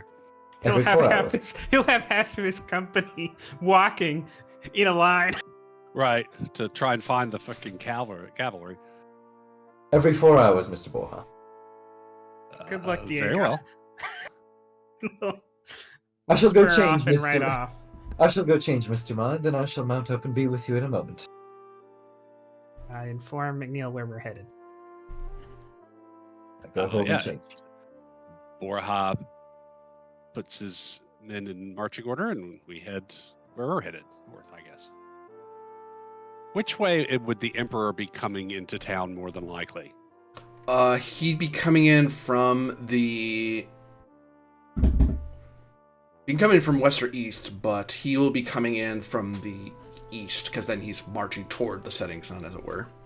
So that's where I need to go. Yeah. And we're kind of, okay, peninsular. So yeah, I'm going to take my squad kind of to also do some of the poking around for any ne'er-do-wells that might be lurking about. I'll kind of march my guys first. I want to snap kind of north and west. So more up this way. Yeah, northeast. yeah, north and east. Yeah, sorry. Very good. With that, before we get further afield, I am going to pause for a quick break, and then we'll be right Sounds back. You take the officer. No, you take the officer.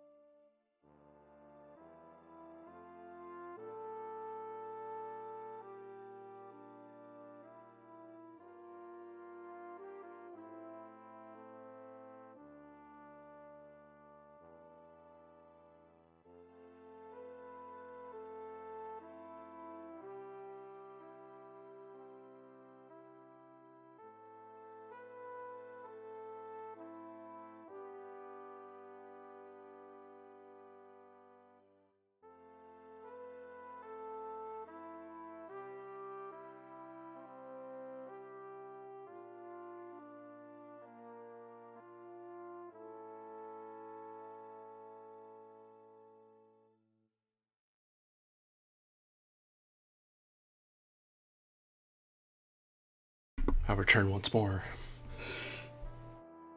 So much to do, much to say, and lots of, as a side commentary thing, there is, they're going different places. I was hoping they were going to do just one of the missions, now they're doing all of them plus an extra one. So, we'll figure that out together, shall we? I don't know, Hello. supposedly new boosters coming out in the fall.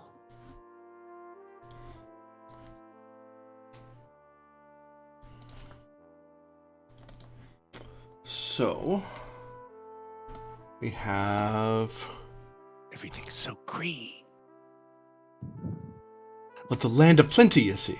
Let's see. What, is this Australia? Plenty, not friggin', so myself. Oh, so you come from the land down under. Orb roar and men thunder. A little smaller than that. Not Yeah, huge. do you speak my language? In fact, I'd be really, Here, have this Vegemite sandwich. it'd be bad if you do, right? Because Australian this time is almost entirely a punishment. Oh, in this area. Oh yeah. Yeah, very specific. This is just a prison colony. Prison colony. Yep. Yeah, we can do penal duty. Yeah, that sounds fun. I know. Let's put Sydney in the only place, right in the middle of the only place where a certain incredibly deadly spider lives in a 90-mile radius. Let's put this main town right there. I see nothing wrong with that. Yeah, that's a perfect plan. Water. Water everywhere. Whoops. Who's Oh, the flying? town's flooded. Ah, we got out just in time.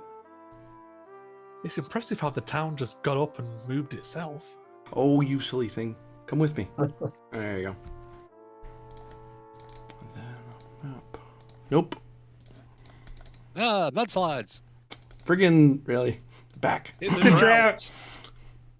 We're back. It's like a montage of like the last 5,000 years of Right. geological history. Yeah, it's like that Google Maps history thing.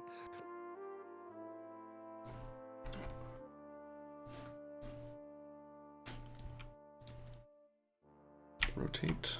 Pull.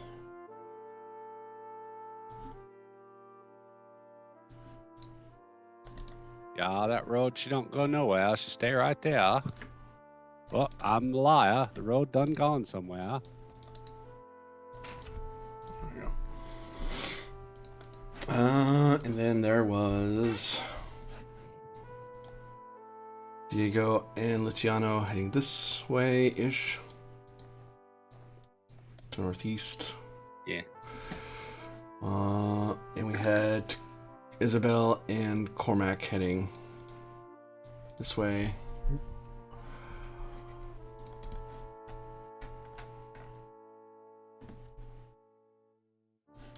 Oops.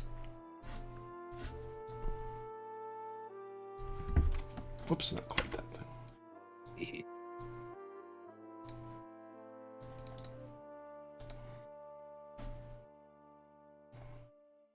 Ugh. I would be careful, sir. There seems to be trees sprouting up everywhere. It's dangerous underfoot. Frickin' Burnham Wood. Settle down, trees. Why are you doing that? Stop. There we go. Oh, I know what it's doing. I know what you're doing, you silly thing. I didn't turn off the grid. There we go. What? Why? I love the confidence. Oh, that's going to fix the issue. Shit. The grid doesn't affect things on the map layer. Ah, roll 20. I am on the map layer. That's what I mean. The grid doesn't affect things on the map layer. The grid only affects things on the token layer Took it. and the GM layer. And then we have lake up this way. It's a bit bigger than that. This road does angle up. This is this one. So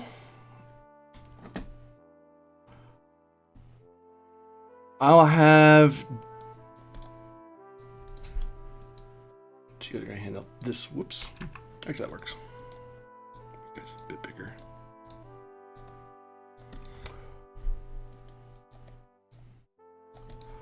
We'll have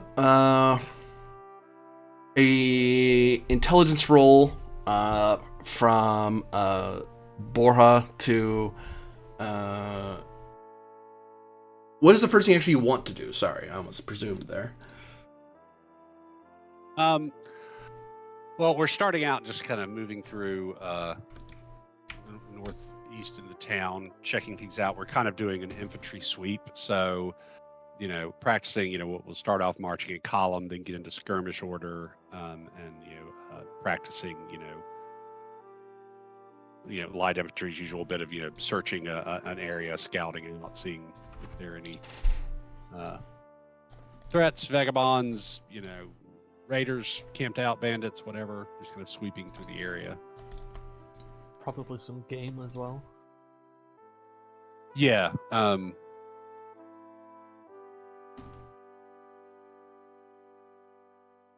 Okay.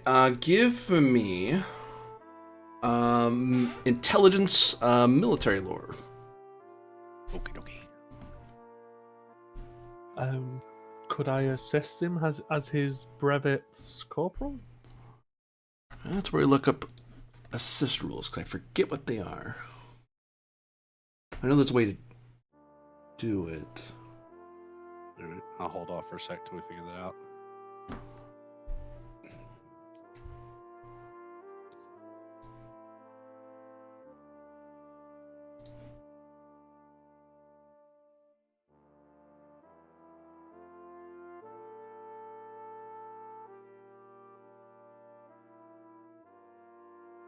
Okay.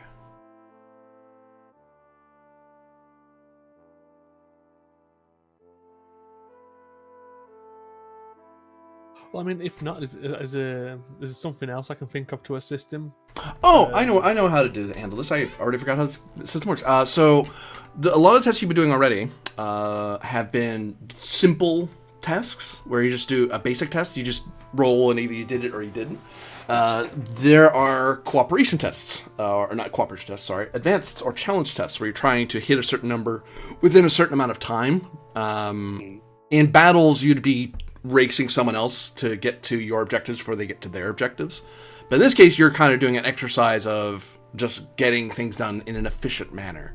So you basically would have, I gave you the 5 days, so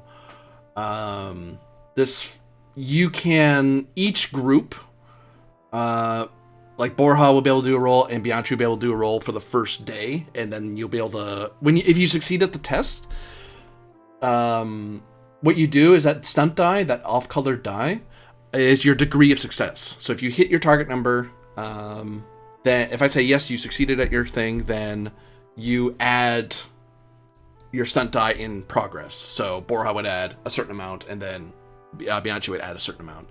Likewise, for the cavalry, Dumas and McNeil would do similar for their unit.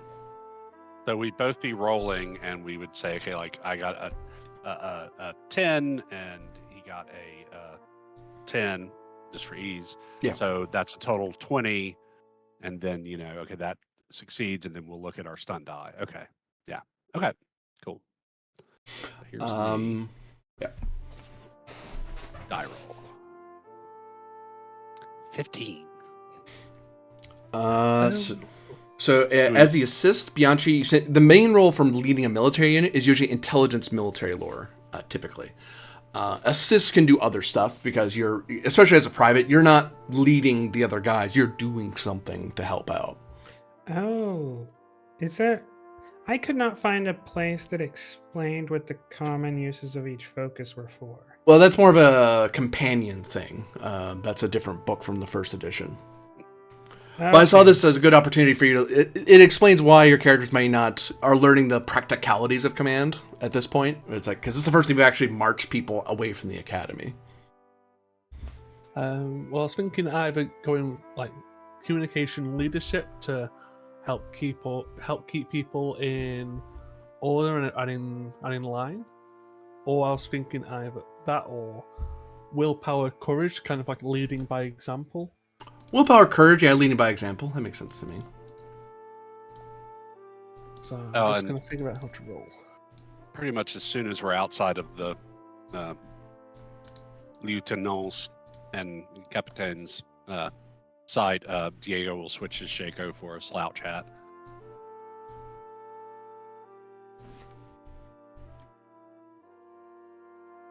I don't have any additional modifiers, do I? I shouldn't have. No, so on your yeah, you would just click on courage itself, and that would roll it with your modifier. Ah, okay. So for these rolls, we're not really worrying if we earn stunt points. No, because they're Okay. part of the Right. And 15 definitely will make a basic maneuvers and check, and Bianchi does the same. So on the first day, 3 and 5, so 7 for the. I'll mark it on the leader here. I'll mark it on Borgia. That way I don't distract Nice. Yeah, Yeah, it is 8. It is 8. No, it's not. I'm counting in the French system.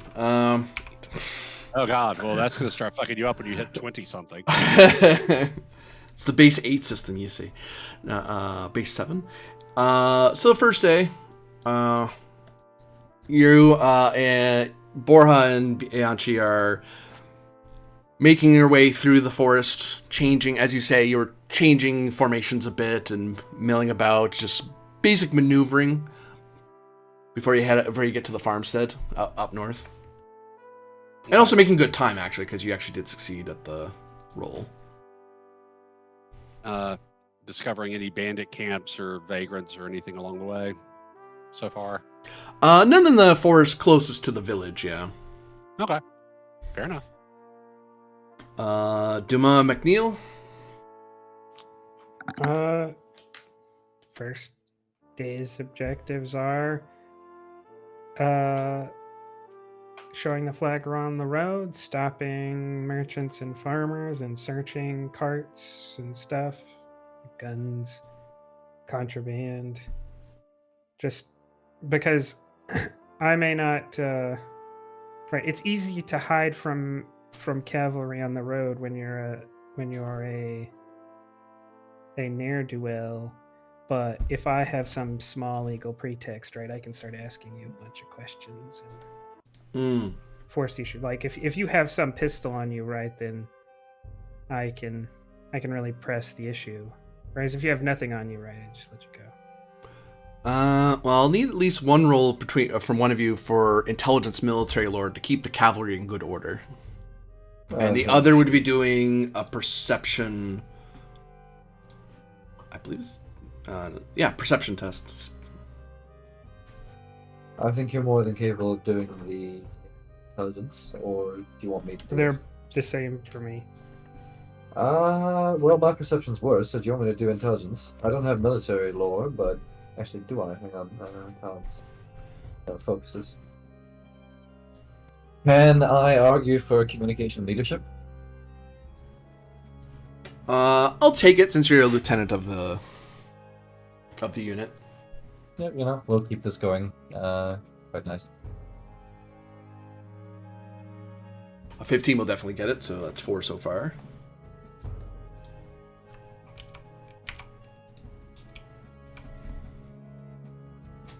And 15 definitely gets it, so that's another 4. That's 9, according to your math. No. The initial bit, as you get along the road away from the village, heading out east, you run into a few wayward pilgrims. Well, not wayward, but traveling pilgrims who are heading to Lysel to attend to the statue. Who are quite glad to see Galleon Pale Blue.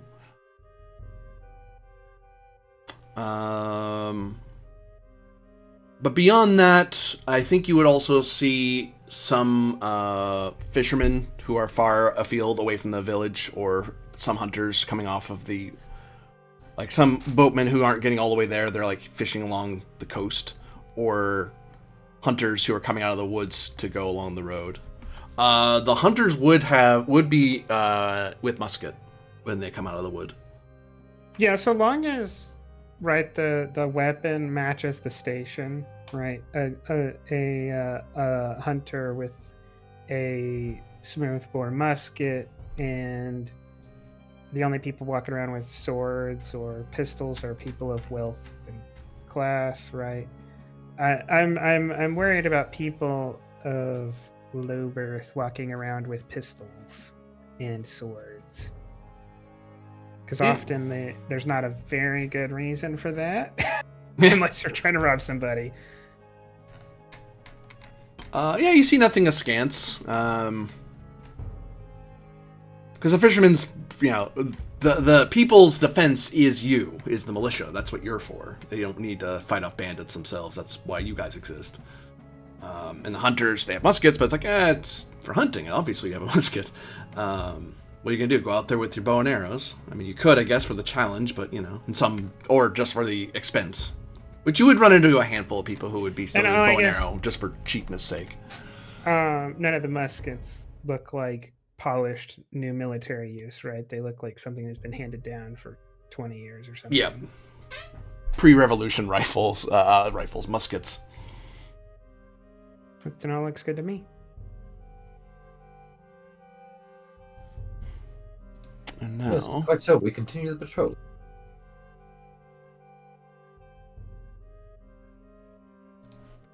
And I just have to check how many... Yeah, okay.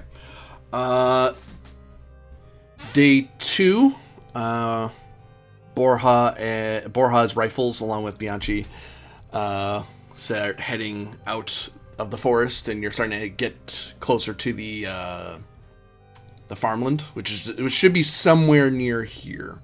Like, the lake it's somewhere. His land starts somewhere southwest of the lake. Yeah. Well, pond. Lake's kind of a... Watch your spacing. So how do you intend to achieve your second day's work? You already achieved the military, the intelligence part of it, of maintaining order. The lines are assembled, but you can continue using it if that's the best way to keep your unit efficient.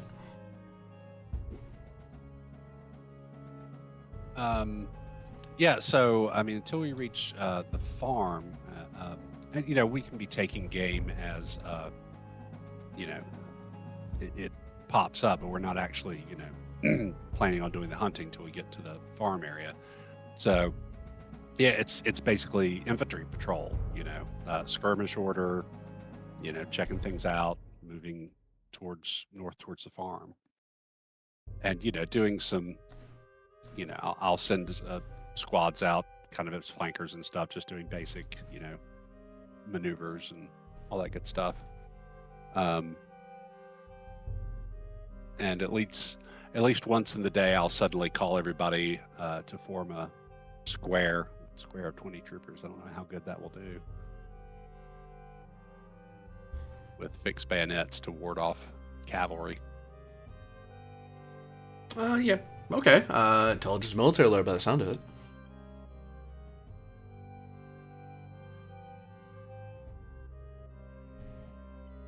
Okie dokie. Smoky.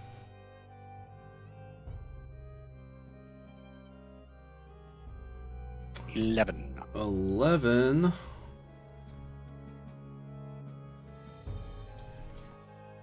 Living still makes it. So that's 3 more.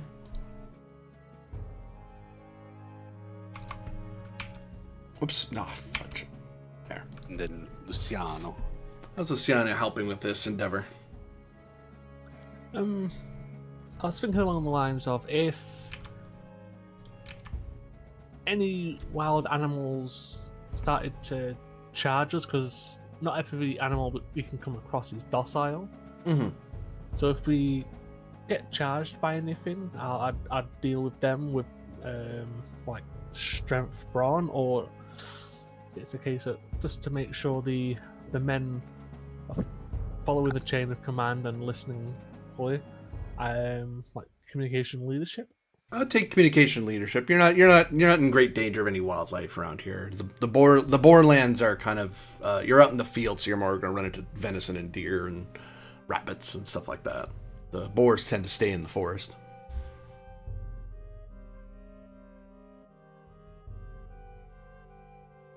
I think 16 gets it, plus another 4. I'd hope so.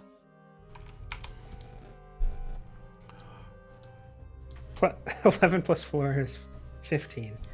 I can do math, everybody. Long live the Republic and its mathematics. And my lack thereof. And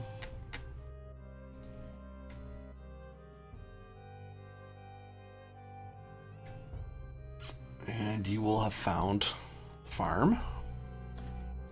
Well, farm, the preserve house. Eldrick, I said it was. Eldrick's. I can't spell. Hunting preserve.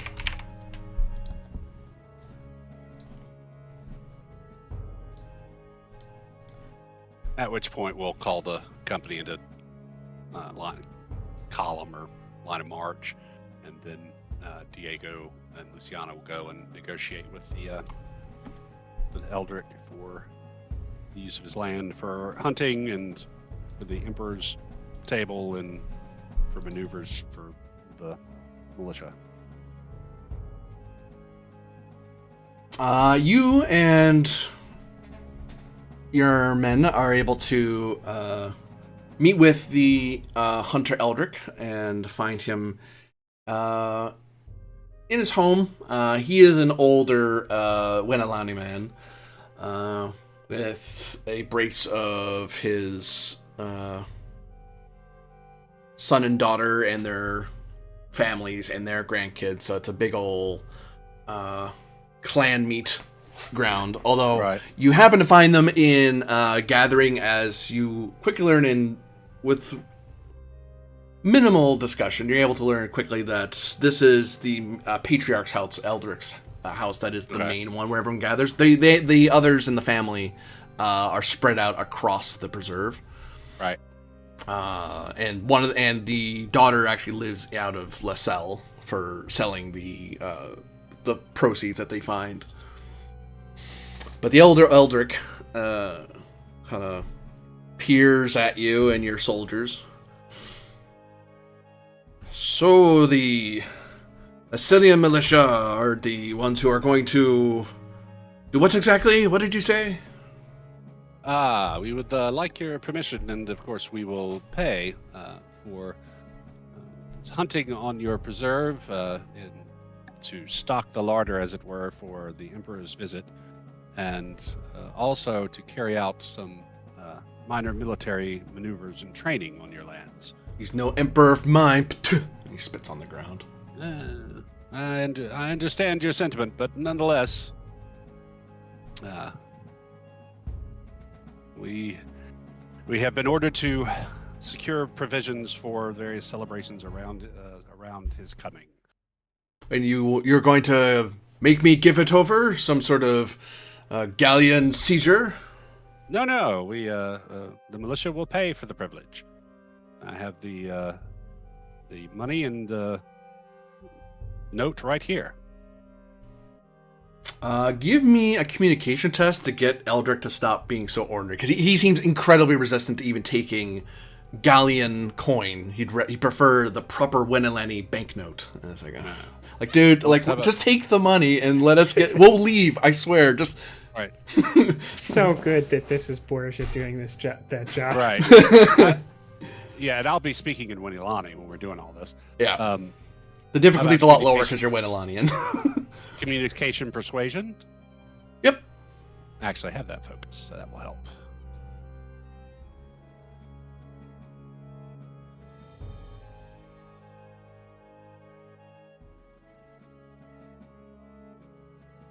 Eh, 12.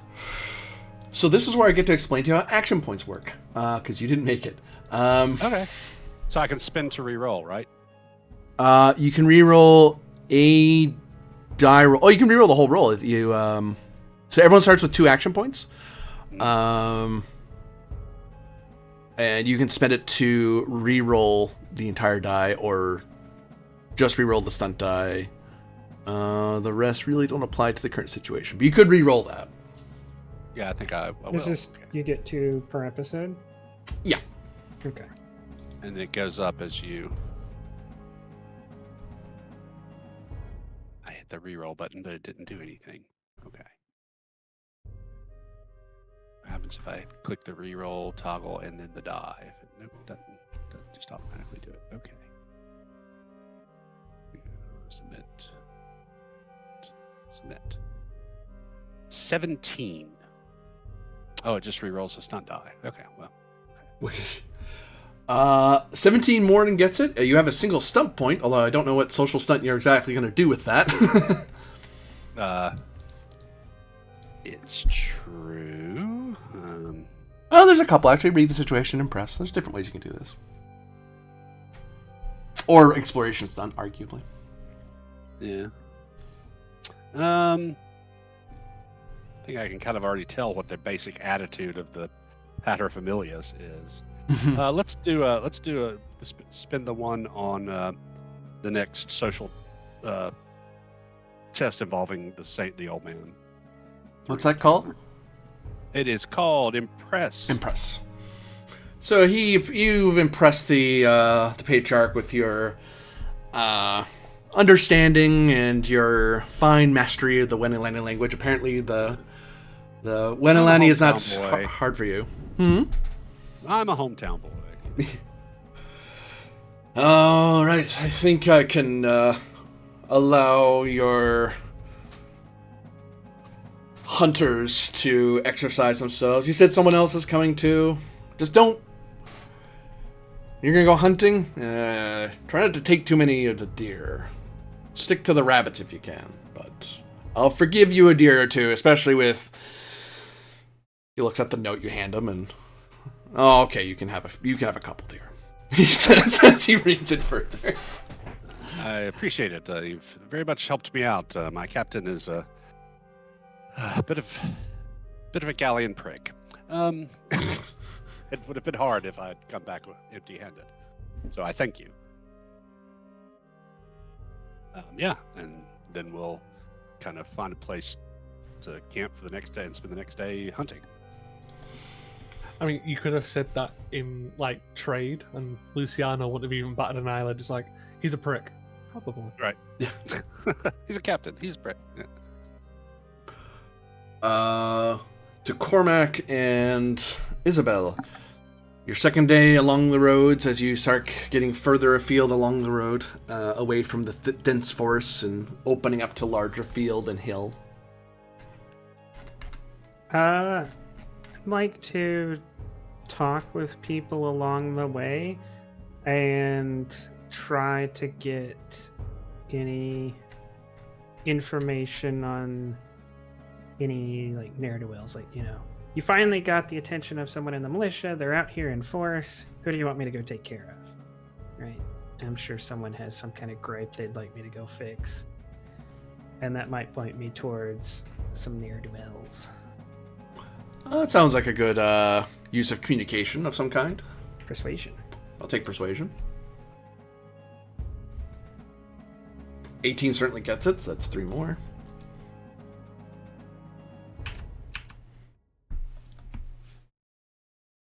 What is Cormac up to beyond looking earlish in his saddle? Well, the farther we go from Lysel, I'm imagining that the troops will get more and more antsy as to, where the hell we're going. They're getting far from home. That's not exactly very nice, is it? So every time we stop, every time we, rest the horses, I'll go around, try and keep spirits up, that sort of thing. And by what manner are you going to do that, sir? By my great talent of inspiration.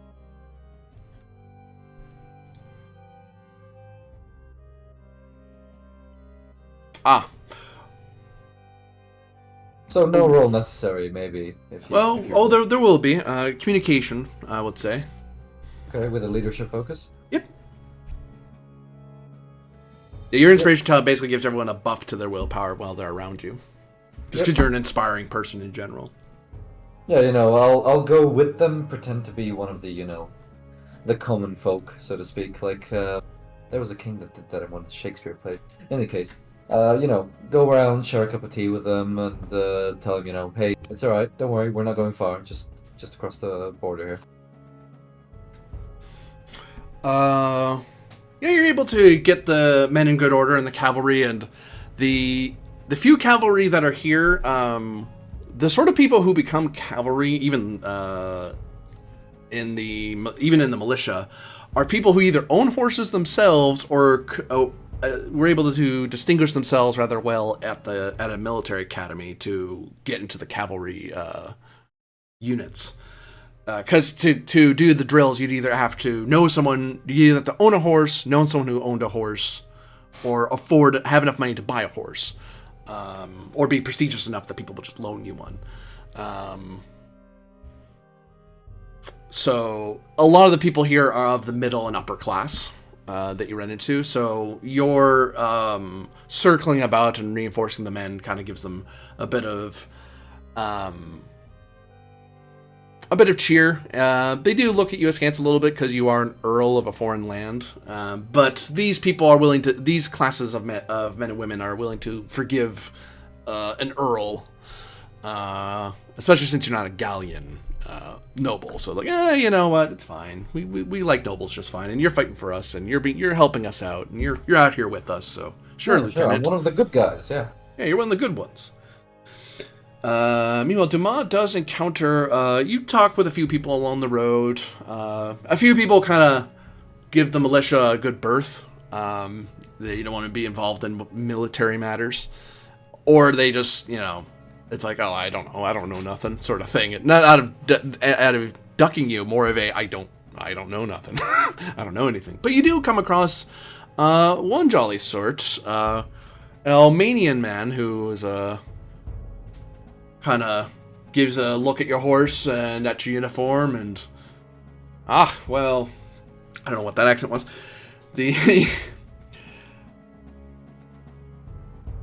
You don't mind the trade, yes?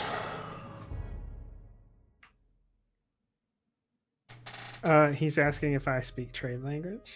In his Almanian accent, yeah. I'll say when necessary. Well, I think it's necessary. You were asking around for the ne'er-do-wells, yes? Yes. Yes. Well, I saw some. Can you describe them? Oh, it's,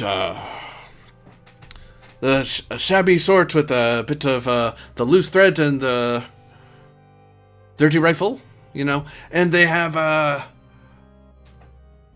this big little hunting camp. I don't know. I did not hear that you did big hunts. Yes? When did you see them? Oh, the work week minus a day? Someone helpfully says he means 4 days.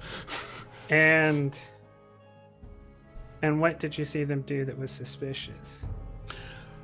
Well, down in the Empire, the Armenian Empire, there's big hunts out in the woods and out in the hills.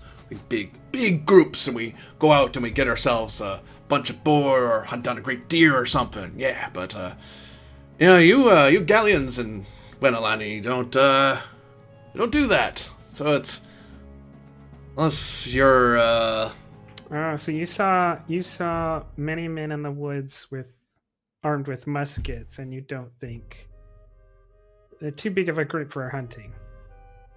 Well, it's enough for a Almanian hunt, but galleons don't hunt that big. Wenelani certainly don't, so it's kind of weird. Not very, unless they're on doing some sort of magi ritual summoning the old ones or something. He laughs, and the joke is lost on everyone in the cavalry. That's probably very funny in Almania, because he's laughing quite hard.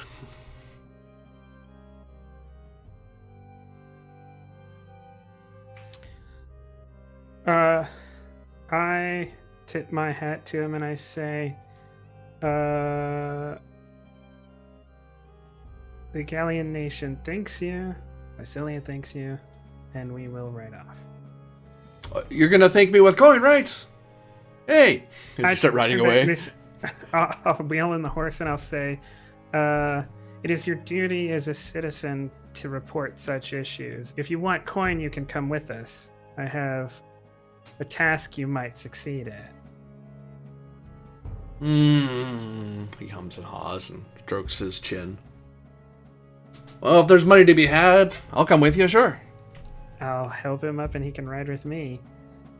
My intention is I'm going to send him in to get a temperature of these guys.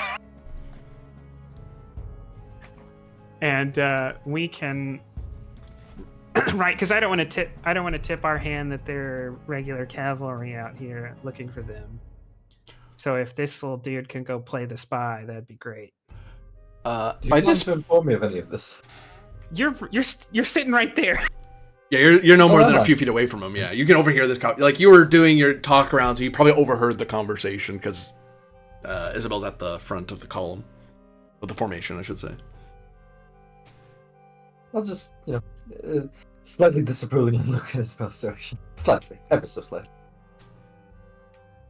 Hey, what's the tinner doing here? I look and is he talking about McNeil? You think so? That is Lieutenant McNeil, an officer in the militia. I'll dehorse myself and approach. Yes, is there a problem? I think you'd ride up next to us, right? Sorry. Yeah, I'd ride up next to you. It's like, is there a problem, you Almanian peasant? Oh, no problem. Just funny. Never seen a 10-islander out of a boat. Yes, well, some of us do grow land legs. Quite fascinating, I know. Anyways, what have you hired him to do anyway? Do we have to pay him? I will, I will have a word with the captain when we get back and see that he's compensated for any work. Well, I hope you know this is coming out of your pocket, Lieutenant. You're both lieutenants? Are you... Oh, sorry. No. Does McCormick speak? Sorry. Does McCormick speak Gallian? Yes, he does. Then I'll switch to only speaking in Gallian. This guy's completely lost at that point. Are you saying I should not ask for the captain to expense this? I am asking, why should we hire some random Armenian peasant we found on the street to do our dirty work for us? Because we're in uniforms and we're on horse. As soon as they see us coming, they'll know to play dumb or scatter. I want them to admit what they're up to him, and then we will move in. Oh, there are ways to make a man talk, you know. Not all of them have to include sending a dumb Armenian peasant to try and ruse them into talking. I didn't fancy getting the pliers out of my saddlebag either and going at one of them. Oh, you wouldn't need pliers, really. All you need is one of those things we use to hoof the horses. Dear God. Or to, And, Lieutenant McNeil, I will not engage in talk of torture. Yes, of course, but they are ne'er-do-wells, aren't they? We don't know that. That's why I hired him. Oh, I see. Well, if he tells me they're ne'er-do-wells, we will ride in and cut the lot of them down, or they'll surrender and we'll take them back. But until I've determined their guilt, right, I don't intend to torture a peasant aimlessly. Well, right, just no course. fun. Of course, I wasn't suggesting anything. How brash of you to suggest this, Miss Dumas. I'm sorry. It must be your accent. I must have misunderstood. What My if the apologies, Armenian Lieutenant. peasant? What if the Armenian peasant is lying to us? I understand okay, Almanian. He points as he catches the one word that isn't Gallian, Almanian. Yeah, I look at the Alamanian speaking in Gallian though, and looking at him, and I'll say, if he lies, then he's committed a crime, and we'll throw him in prison. Oh, goody. I do like slapping manacles on Almanians. Proceed, Mr. Mark. This is why we had a revolution. Do you, Lieutenant McNeil? Are there other things you like to do with Almanians you'd like to share with us?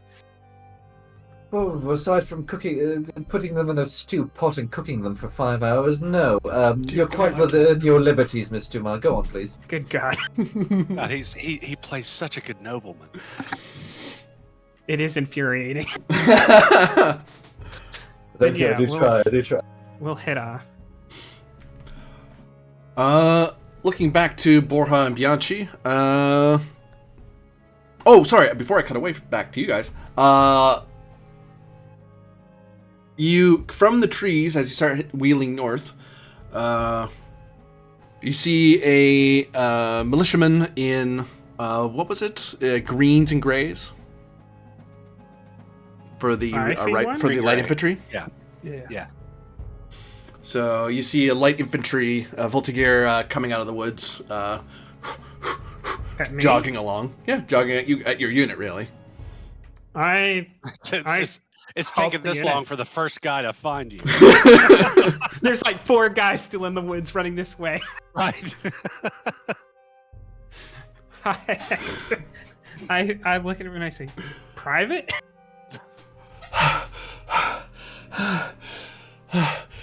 Ma'am, he salutes. Is there a problem with the infantry?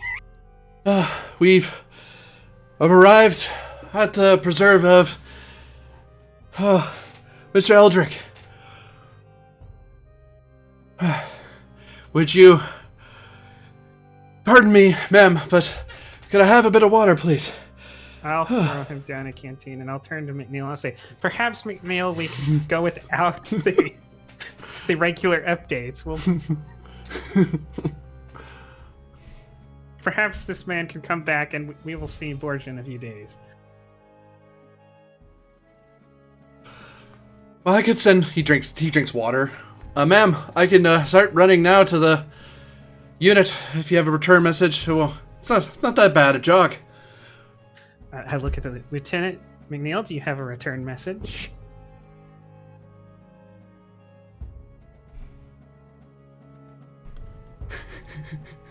He's offloading it over somebody, obviously. Oh, no. No, private. Thank you. Good luck. He tosses you back to the canteen. Ma'am, he salutes. Takes a breath. And starts jogging back to the woods. God, this is dumb, but those guys, they're gonna have legs of steel. Right. We'll be able to cross any mountains with these guys. Right. And beat any other people in football. Yeah, they have spent no time firing their rifles. They're terrible shots, but God, do they have good physique. Right. Meanwhile, Borja and Bianchi, in time, eventually, a runner will get back to you and report that they found the cavalry wheeling north from the road. And no message to return. Cool. So, yeah, today we'll spend doing the hunting. And also, just based on the old guy's attitudes towards the Emperor, let's keep an eye out just in case this at least theoretically could be a place where agitators or people of ill intent might gather. I will say that you have both units have now succeeded at the extended tasks, so the large movements of the unit are now going to be hand waved a bit because now you now have them in good order on the mission that you have them on. So now it's a matter of personal achievement. Okay. So you're and it will be presumed from here on, unless you have a new mission for them or you engage an enemy unit, they'll there'll always be someone around you ready to help. Okay. But what do you want to focus on first, you say? on your third day. So I don't really have to worry about the rolling for accomplishing the hunting and stuff like that.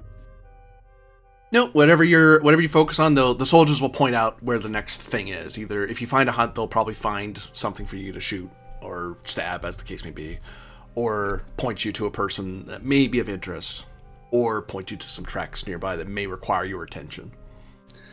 Yeah, so basically, we're going to, the men are going to hunt to accomplish that part of our mission. But also, since the old guy definitely was an anti-monarchist, Borges is not necessarily really thinking he's going to find anything on this preserve, but based upon the guy's attitude, this would be a good area for anybody planning to maybe try something against the Emperor or disrupt his visit might be basing themselves. So kind of keeping a weather eye out for that as well. What was the first thing you want to help with? The hunting, or do you want to help? 1 second. Yeah. That was really loud. Is that thunder? Yup. 1 second. Wow. Just about to say, do you want to investigate and I'll start the hunting? Sure, that sounds good. Yeah, you can. Yeah, because now you're at the point that you can split up safely and not be worried about unit cohesion. Yeah.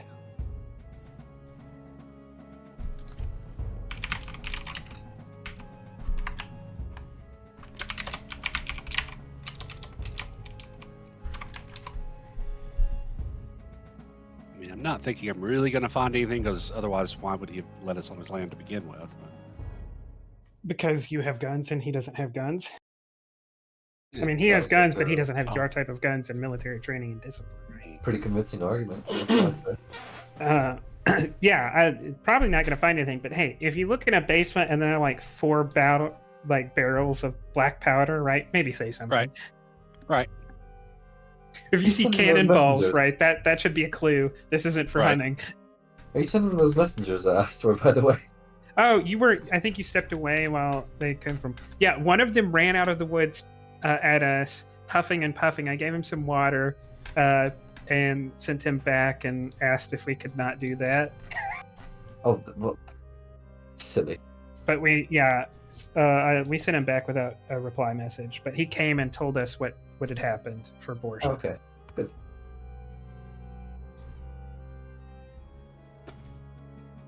Actually, I'm gonna pull up the hunt map here for a second. See, good.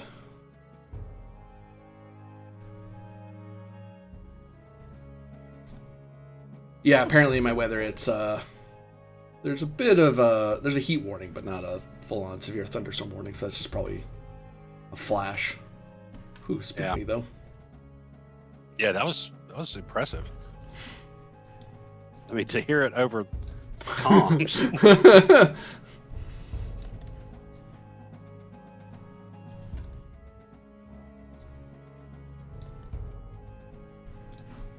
So I believe that the good Mr. Bianchi is out of field with a few units.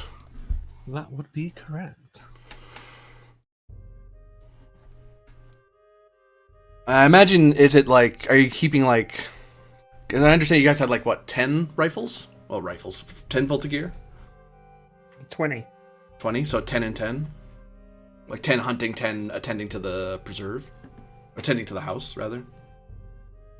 Or is Mr. Borgia by himself? Like, the entire unit's out and he's just staying at the house as a sort of hub while he's talking with the old man or looking into the old man? I'm just wondering how many are with Bianchi at the moment for the hunt. Yeah, I mean, it's not necessarily so much just looking into the old man, but kind of checking out the estate and ground. So I would probably have some men with me to, Yeah, do it half help and me half. check stuff. Yeah.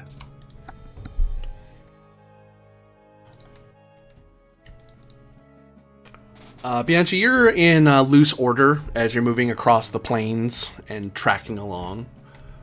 The sergeants are calling out order. Because you're Voltigears, there's not a whole lot of order. Like you'll hear shouts every so often, but when you're on hunt like this, everyone starts hunkering down. It's a lot of hand gestures or sending a runner to tell the other guy, "Hey, do this." It's a lot of head nods, like because you're trying not to give each other away too much. It's kind of hard. I mean, at this point, it's a lot of the grass is fairly tall to a large degree, so you can kind of get away with hiding. But there's no great amount of cover out here. You're out in open plains. But they're getting used to the idea of, and also helping the privates, you included, to how the Voltigears operate.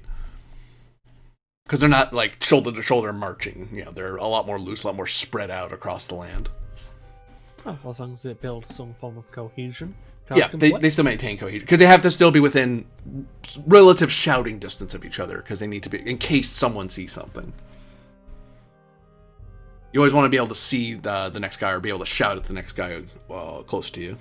And as a private, you would have a corporal who's looking after you and a couple other privates around you. But you are going to give me an opposed roll because you're the hero of the day that may or may not see your quarry.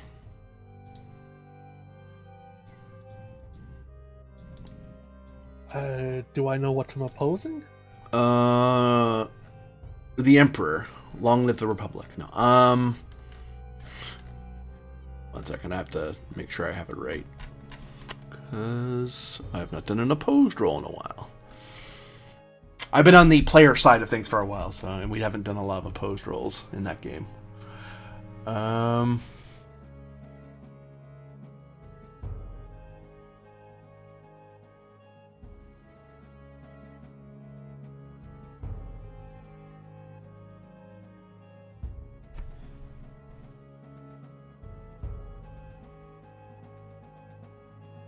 mean, yeah, if you want to send like a charging bull at me or something, go right ahead.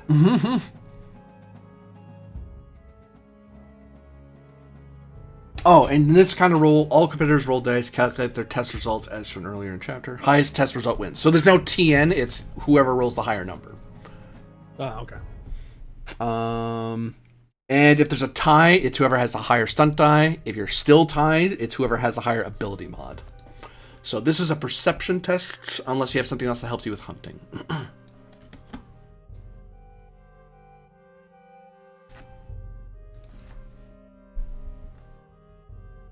The only thing I could really try and pull on is... Well, I've got 3 things I could try and pull on. I was thinking either Constitution swimming, so I could use an aquatic route to get to what I'm going for. Intelligence engineering, with the fact of maybe I can set up some traps, not even just to capture it, just to alert you to its presence. Yeah. And I'd say strength might, but that just makes no fucking sense. I'll take the engineering. You set up some like very basic trip traps to kind of make noise and pull your attention. Okay, let's see how this goes. And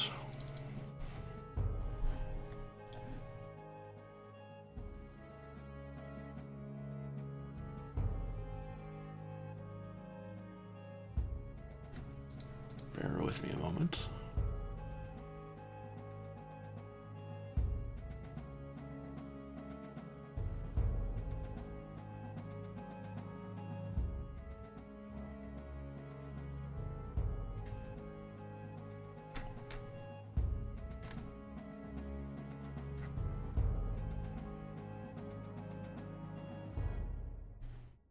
Let's see.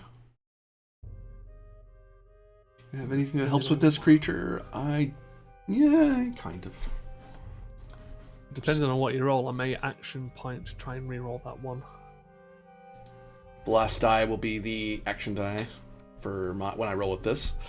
11. You beat me. Yay!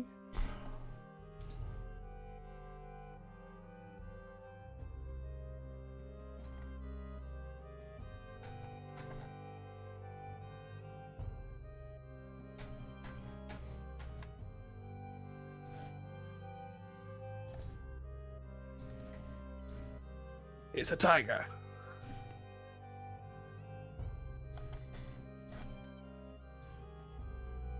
I'll put it here. So, you guys are milling about, looking around, trying to find, and then you hear the tiniest ding of a bell. That out in this open plain, it's just the right noise that it definitely stands out from everything else, and you kind of are able to look over and see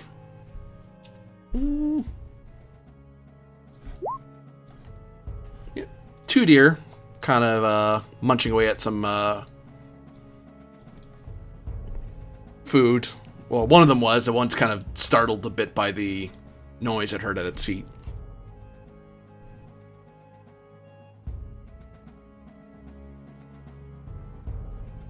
I'll signal to people on both sides, like 40 yards. Give me communication. Would you take leadership? I would, since you're a breveted corporal, actually, as I recall. So you're able to signal at least the privates around you. 17 totally gets it, so you're able to peel away. Actually, five other people, because another corporal sees your signaling.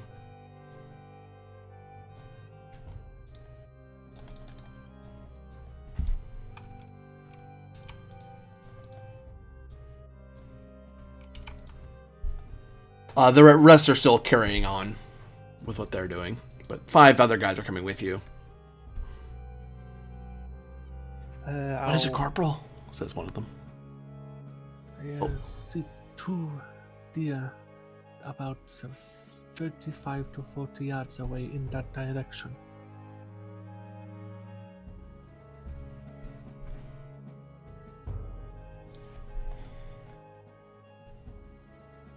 The other corporal who's with you kind of looks over at you and kind of hunkers down and kind of scurries and kind of waddles over to you a bit and kind of speaks quiet.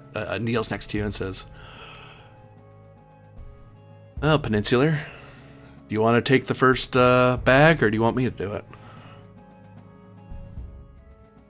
Why not both at the same time? Less chance for one to get away. You take the left, I take the right.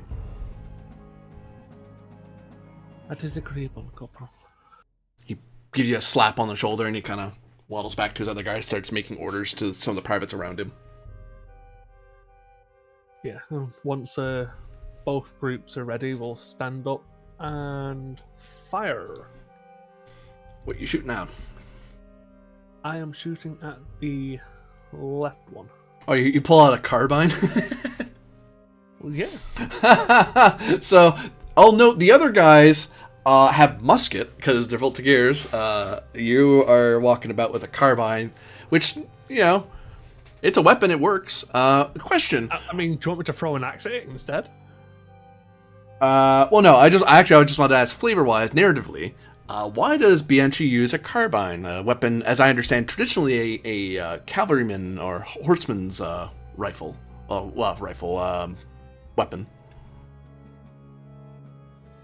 Oh, Just yeah, personal okay. preference, or he was a horse before? Less of a preference, more of a case of he couldn't afford everything he wanted. He wanted different things, and to accommodate, say, his armor, he had to compromise on a certain aspect, so he ended up with a carbine.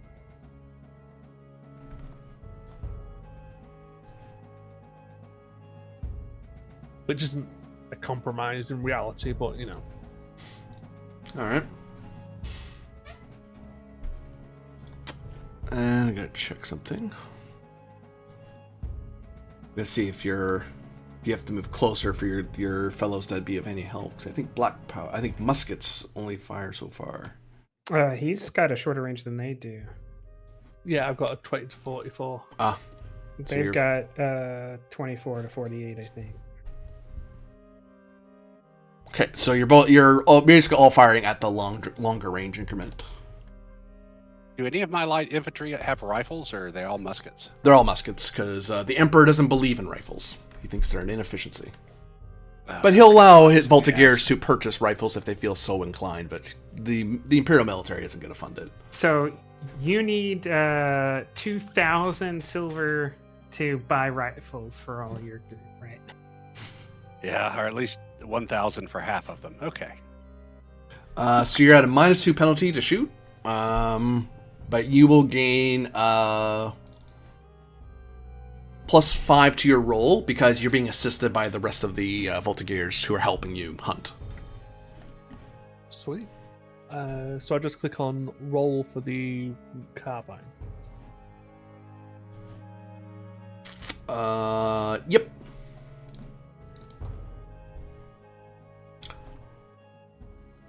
Uh, 23.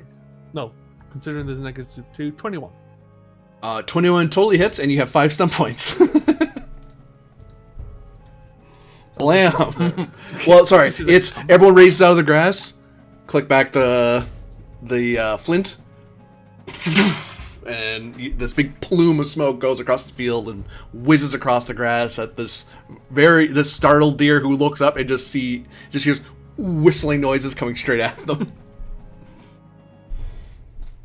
Blink, blink, and just completely caught off guard. I mean, with 5, I might as well just make it a lethal blow. Lethal bow, okay. Which gives me an extra 2d6 on the hit.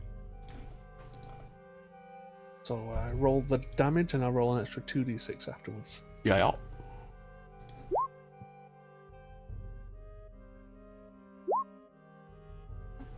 I think I got it.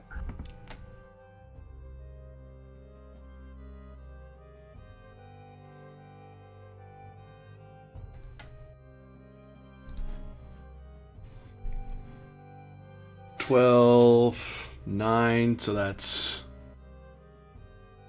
24. No, 21, sorry.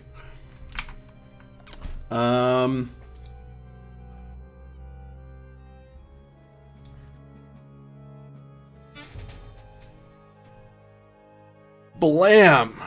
You fire across the field and thunk.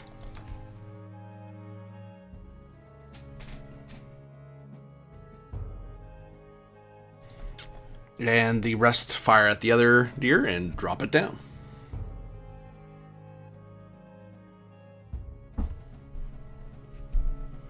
Congratulations, everyone. That's 2 for the bag.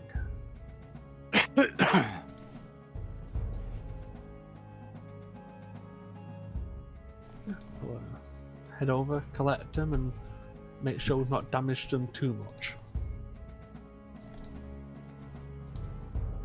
Give me intelligence roll to see if you can, or dexterity to see if you can try to recover as much as you can from the animals.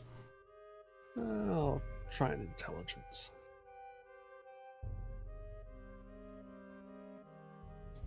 I think 14 should do it.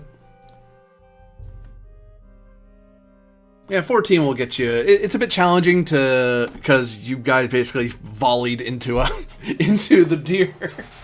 But the hide's a bit screwed, but you're able to recover as much as you can. The antlers, butcher a good chunk of the meat, remove the musket balls out of it. So, all the additional lead you use has given a sweet taste to this. Smoky.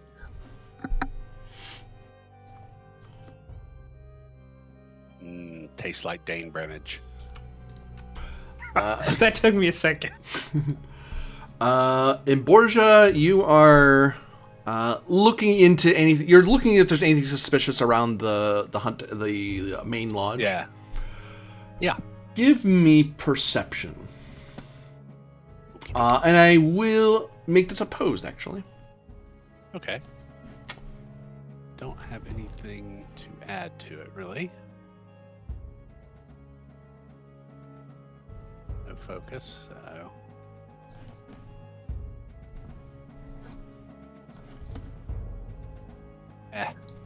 Not so hot, just a 10. 12.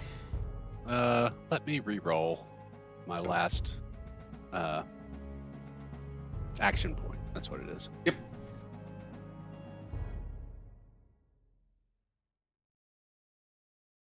No focus, an additional die roll.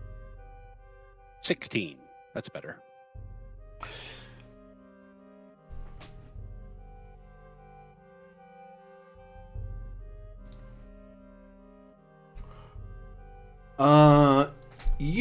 find that the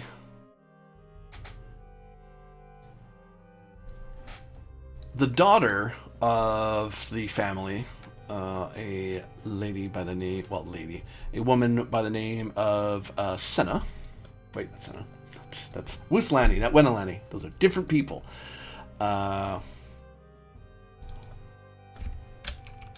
Thalia. You find that Thalia is talking. I mean, some people come and go to stop by the lodge to either sell what they find rather than going all the way to Lysel. Right. And probably should put this on the token letters anyway. Or they'll buy supplies or extra shot or what have you. But you notice that Thalia makes a point to meet with one particular hunter away from the lodge, which isn't the weirdest thing in the world. I mean, it is kind of busy because there's your guys there as well, and Bianchi's men are coming back sometime soon, so there's a bit of things going on. But you notice the person she's speaking with, the gentleman is, well, for a hunter, his jacket is just a tad, like, it looks dirty, like if you grab dirt and hucked at yourself, or like grab some leaves and scraped it across your coat and hat and stuff. It's dirtied, but it's too nice. It looks far too nice a jacket. The musket over his shoulder is still fairly well polished. There's almost this, you've seen this kind of look before in Ludmierberg, a sort of officers or nobles air about them, but they're dirtied as if they're trying to look like some random hunter out in the woods. All right. So yeah, I will kind of just sort of fade back, but I want to follow this guy when he leaves again. You find that he is heading quite a ways away from the preserve. Like, in what direction? To the east.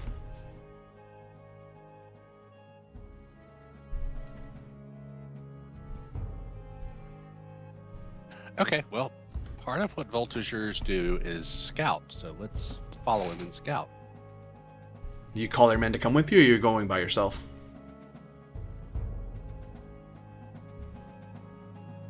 And also, Bianchi hasn't gotten back yet. They're going to be back sometime tonight. Right, but I've got 10 guys with me. I don't know, I think I'm going to leave the guys here. I'm going to, because I can be more stealthy by myself.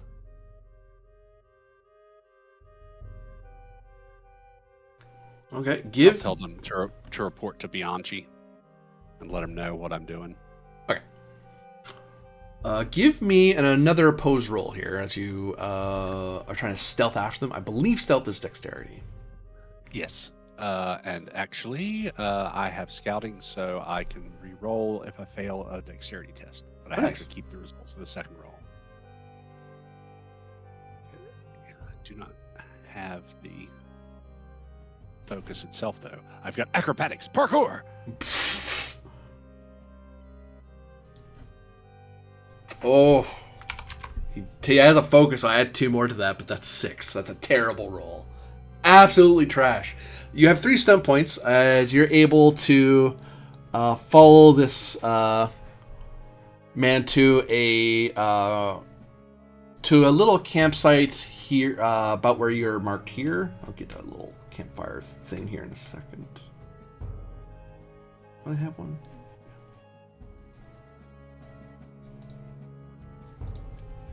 He sets up a small tent, along with a couple of other guys. This looks like there's him plus 2 others. They all had that sort of air about them, and you notice that they're all in gray, white jackets, with bits of the other. You can even see that they are For hunters, their bags are quite full, and their tents and such are rather of good make. Okay. You do have 3 sub points. Yes, let's see. How about extra information? From something I perhaps see with these guys, or, maybe they do or say something. You notice as you watch them from your shade, as the night draws on and the campfire becomes the sole source of light that beams across them, you notice that they all kneel in prayer, clasping onto golden setting sun emblems. And you yourself aren't a praying man. I don't understand. As I understand it, you're how faithful of the setting sun are you, if at all? He keeps the public forums that he has to keep because that's sort of just how you go along to get along. But he's not actually a person of faith. The prayer looks a lot more. The extra information I'll tell you then is that is a far more involved prayer than you've seen anyone in Lysel or even in Lumerberg. Like at the academy, it wasn't until the emperor's coronation, self-coronation, but a coronation where prayer became a lot more open. But the ones you saw and the ones you saw in youth, people go to church to do their prayers, or they might do it over their Bible. But this seems a lot more ritualistic. There's it's some sort of advanced prayer or some special sort of prayer, which indicates these people are likely either they're of the church of some variety, but they're not wearing priestly wear, so it looks kind of odd. And you said they were wearing like gray-white jackets. Do I recognize that as any particular uniform? That actually, yeah, I'll extend it further because I did highlight the jackets. That sounds like the church guard. They sort of suppose the people think like Swiss Guard or something like that for like the papacy sort of thing. That's kind their uniform. Although their uniform would be pure white gold things, the setting sun decorating all across for them. But yeah, this looks like the church guard uniform, but without the adornment and the gold leaf. Okay. Does their camp appear to be like, okay, this is where they're going to stay for a while, or they're just camping tonight? They seem to be camping tonight, and you overhear them saying they're going to start heading out. Okay. So yeah, I'm going to head back and find my unit again, and then we're going to come after these guys. Meanwhile, Isabel Dumas and Cormac McNeil, along with their Almanian rider. We're not too far from where he said the camp was. Yep. All right. I'll dismount and I'll say, Lieutenant, I'll use this Alamanian to perform some reconnaissance, and I'll report back to you on the situation. Yes, go ahead. I'll sit here with the boys and put on a kettle. So I will grab my carbine, and I will hand... Does this Alamanian, does he have any weapons on him?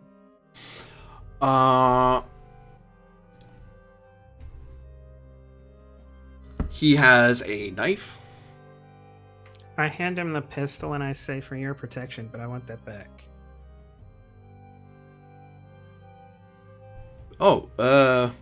You don't need... I'm not going to ask you to use it, but in case someone forces your hand, right, you'll have a way to save your life.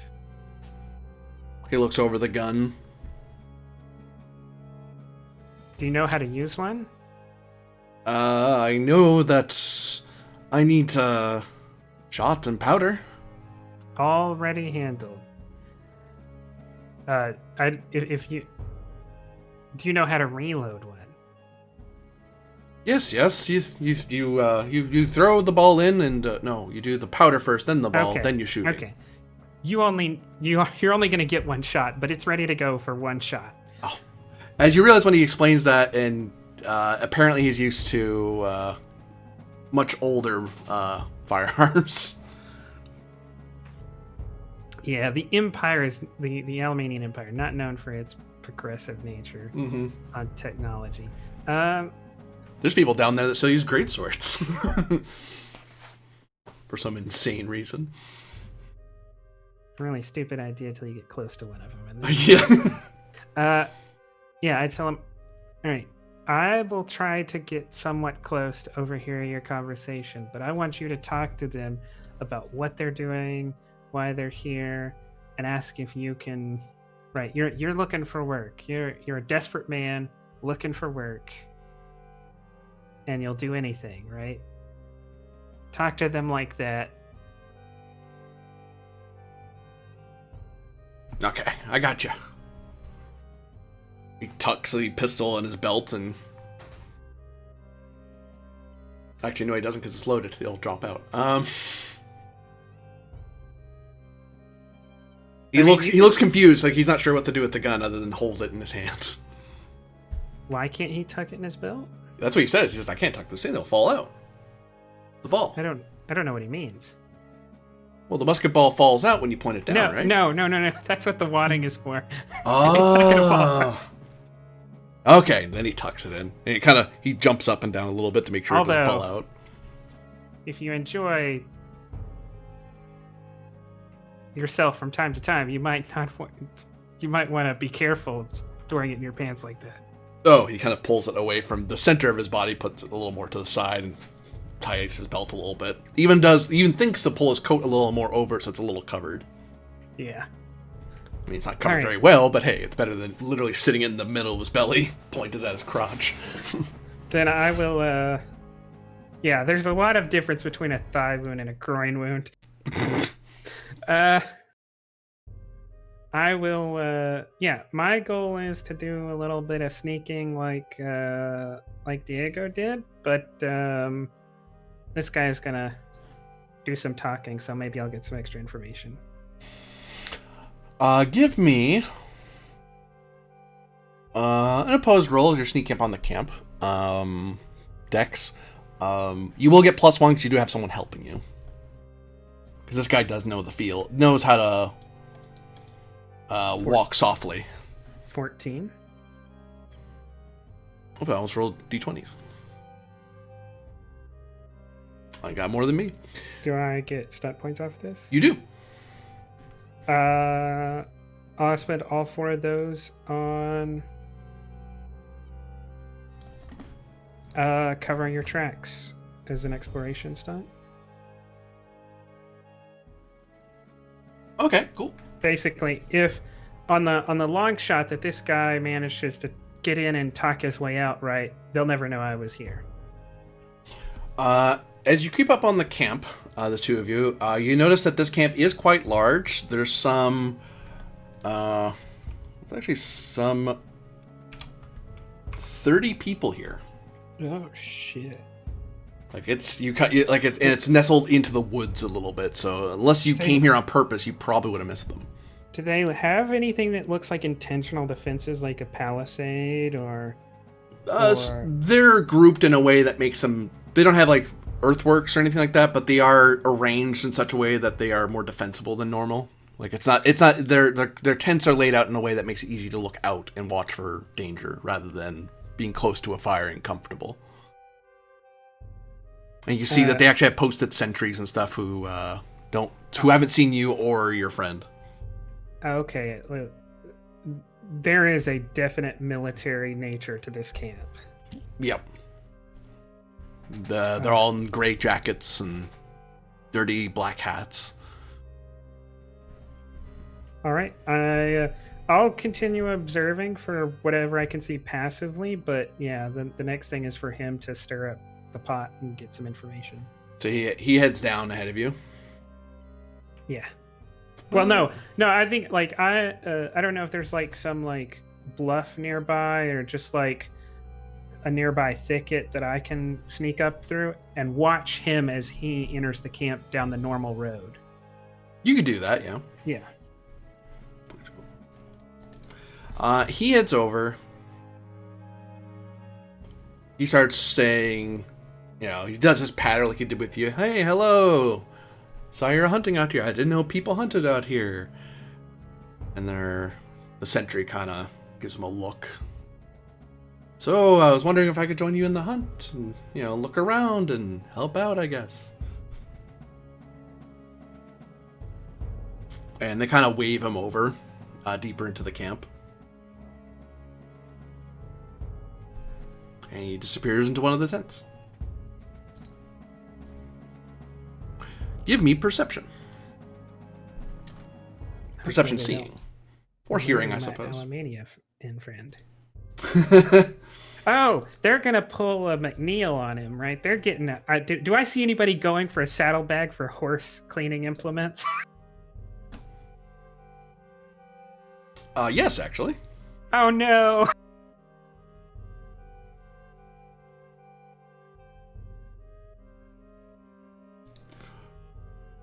Well, unfortunate or fortunate for you, hey, some points. You see that in the silhouetted by the firelight, you can see inside one of the tents 5 bodies surrounding his, and one of them looks like the guy who grabbed something from his saddlebag is going inside. And you can see there's a bit of a struggle going on.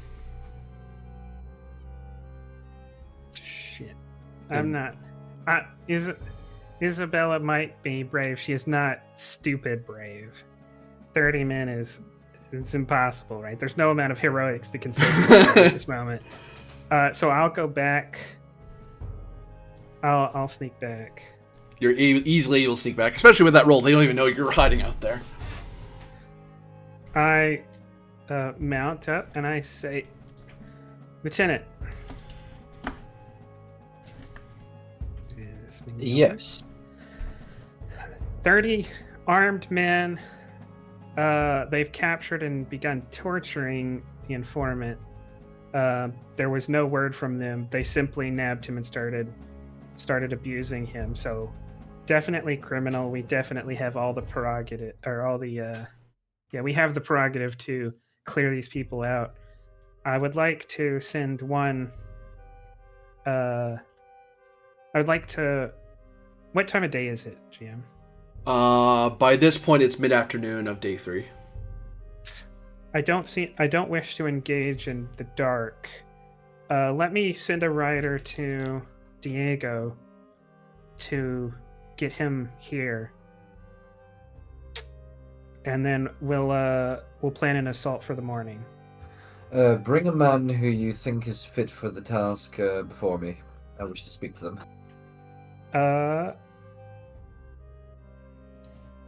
Yeah, GM, I'll kind of look over my unit and try to pick out someone who is generally shown themselves as responsible and has a sturdy horse.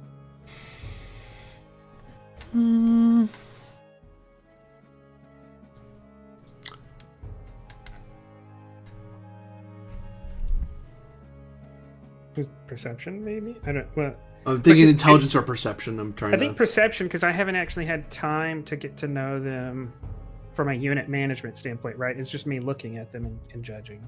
Oh, yeah, perception, empathy, or something like that, yeah. I don't have 15, you're able to find a sergeant of horse who, well, the sergeant basically comes over. Who, they're sergeant, but they're not sergeant. They're sergeant by merit, not by title. Sergeant Rousseau, Lieutenant. Now, Sergeant, listen to me very carefully. There is something you must do for us, and it is of the utmost importance that you do it properly. Sir? You are going to ride here into the direction of north. Miss Dumas, is it northwest? The runner reported Diego was northeast at a hunting reserve. Northeast. Northeast. Do you mind checking the map? Northwest. Yeah. Northwest. That is correct. Yeah.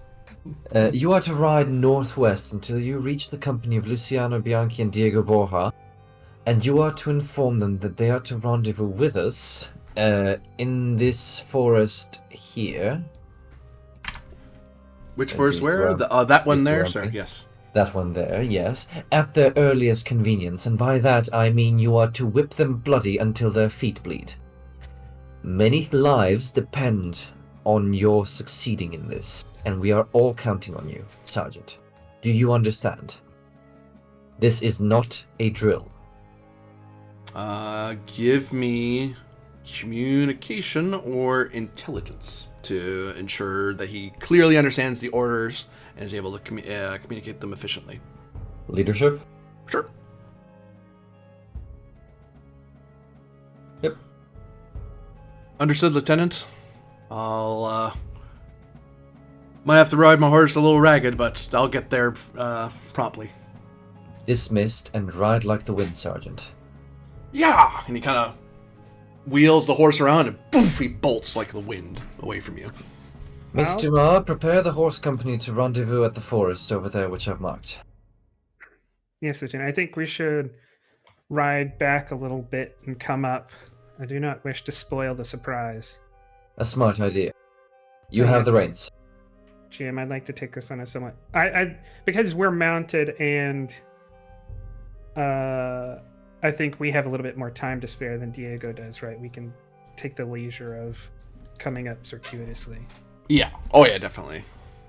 Especially since you weren't discovered here so far, but yeah, then a camp in the woods, no fires, right? No loose talk.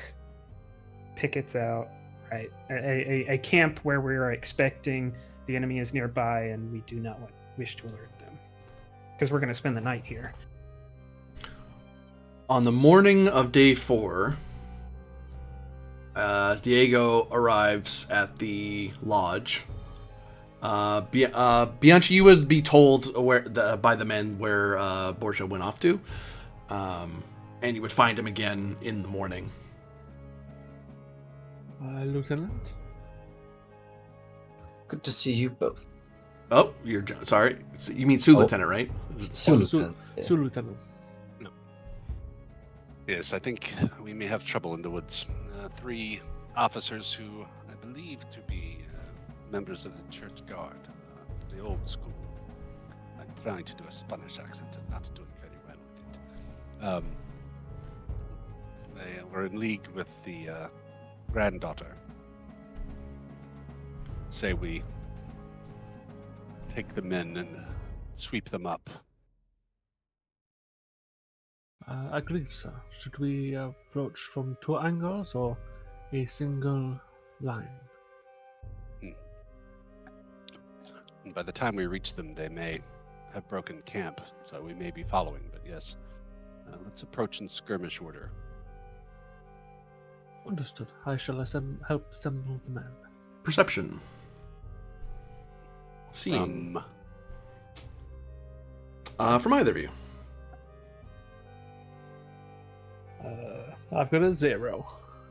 Okay, I will roll then. Actually, you both can roll because one of you the other might see it and the other might not. So. Okay. 14 and 6. 6 definitely doesn't see it. You're probably too preoccupied with your planning. I'll take it at some point. Only if you succeed. It's when you get those. I know.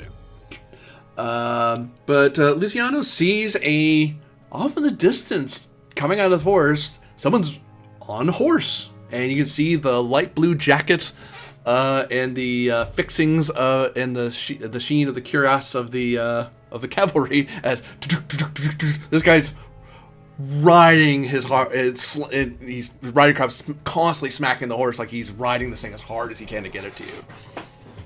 Sir Lieutenant, there's a cavalry on the way.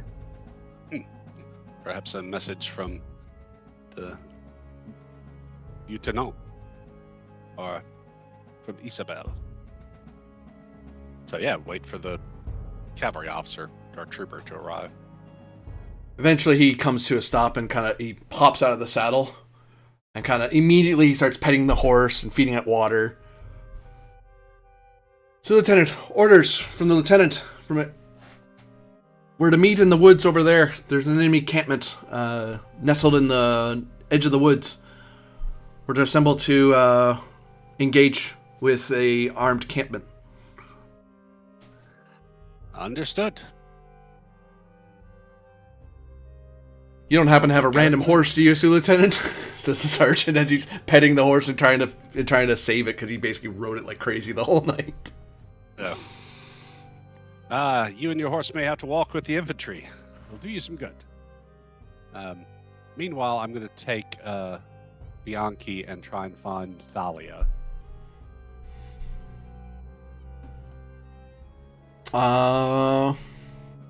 Give me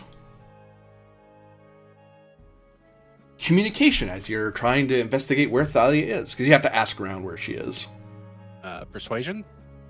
I'll take persuasion, but your difficulty is going to be a bit higher. You're trying to get someone to tell on her. Okay. You get the feeling she's making a point not to be found. Yeah, I wonder why.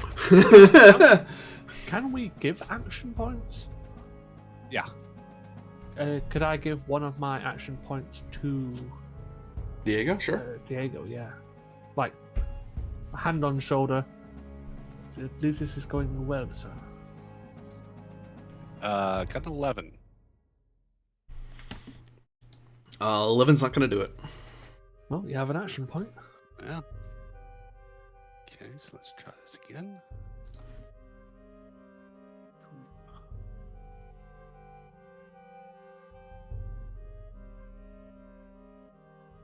About an 18 certainly does. You find that the Eldrick is not terribly thrilled about you asking, like, what do you want my daughter for? And he just gives you all the hard time. Right. And then, as you go about to ask somebody else, you actually find the son, Corin, comes over and he says, Sue Lieutenant, See. you're, Aura, right? Indeed. Look, looks over at Bianchi and looks back at you. The boar has been good to Lysel, so I think it's only fair I'm good back. But I want your word of honor that you're going to be merciful. I will certainly do what I can. My sister has fled to the north toward the lake.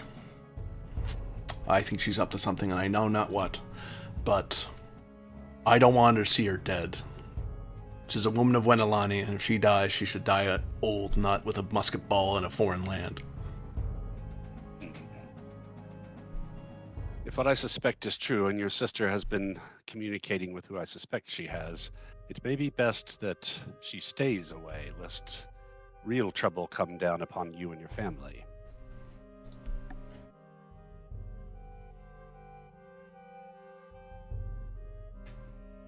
Sue Lieutenant?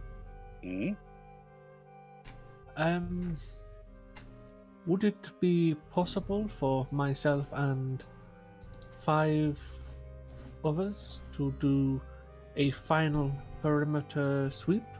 Well, and we shall catch up to you in some time. Very well, but do not take too long. We will need every hand if the numbers this trooper has reported are accurate. Yeah, I'll see. Hoping Borgia is picking up what Bianchi's putting down. Right. Which I think I am. I'm going to head north first and head to the... Alright, Diego will get the rest of the troop together and start moving towards the wood.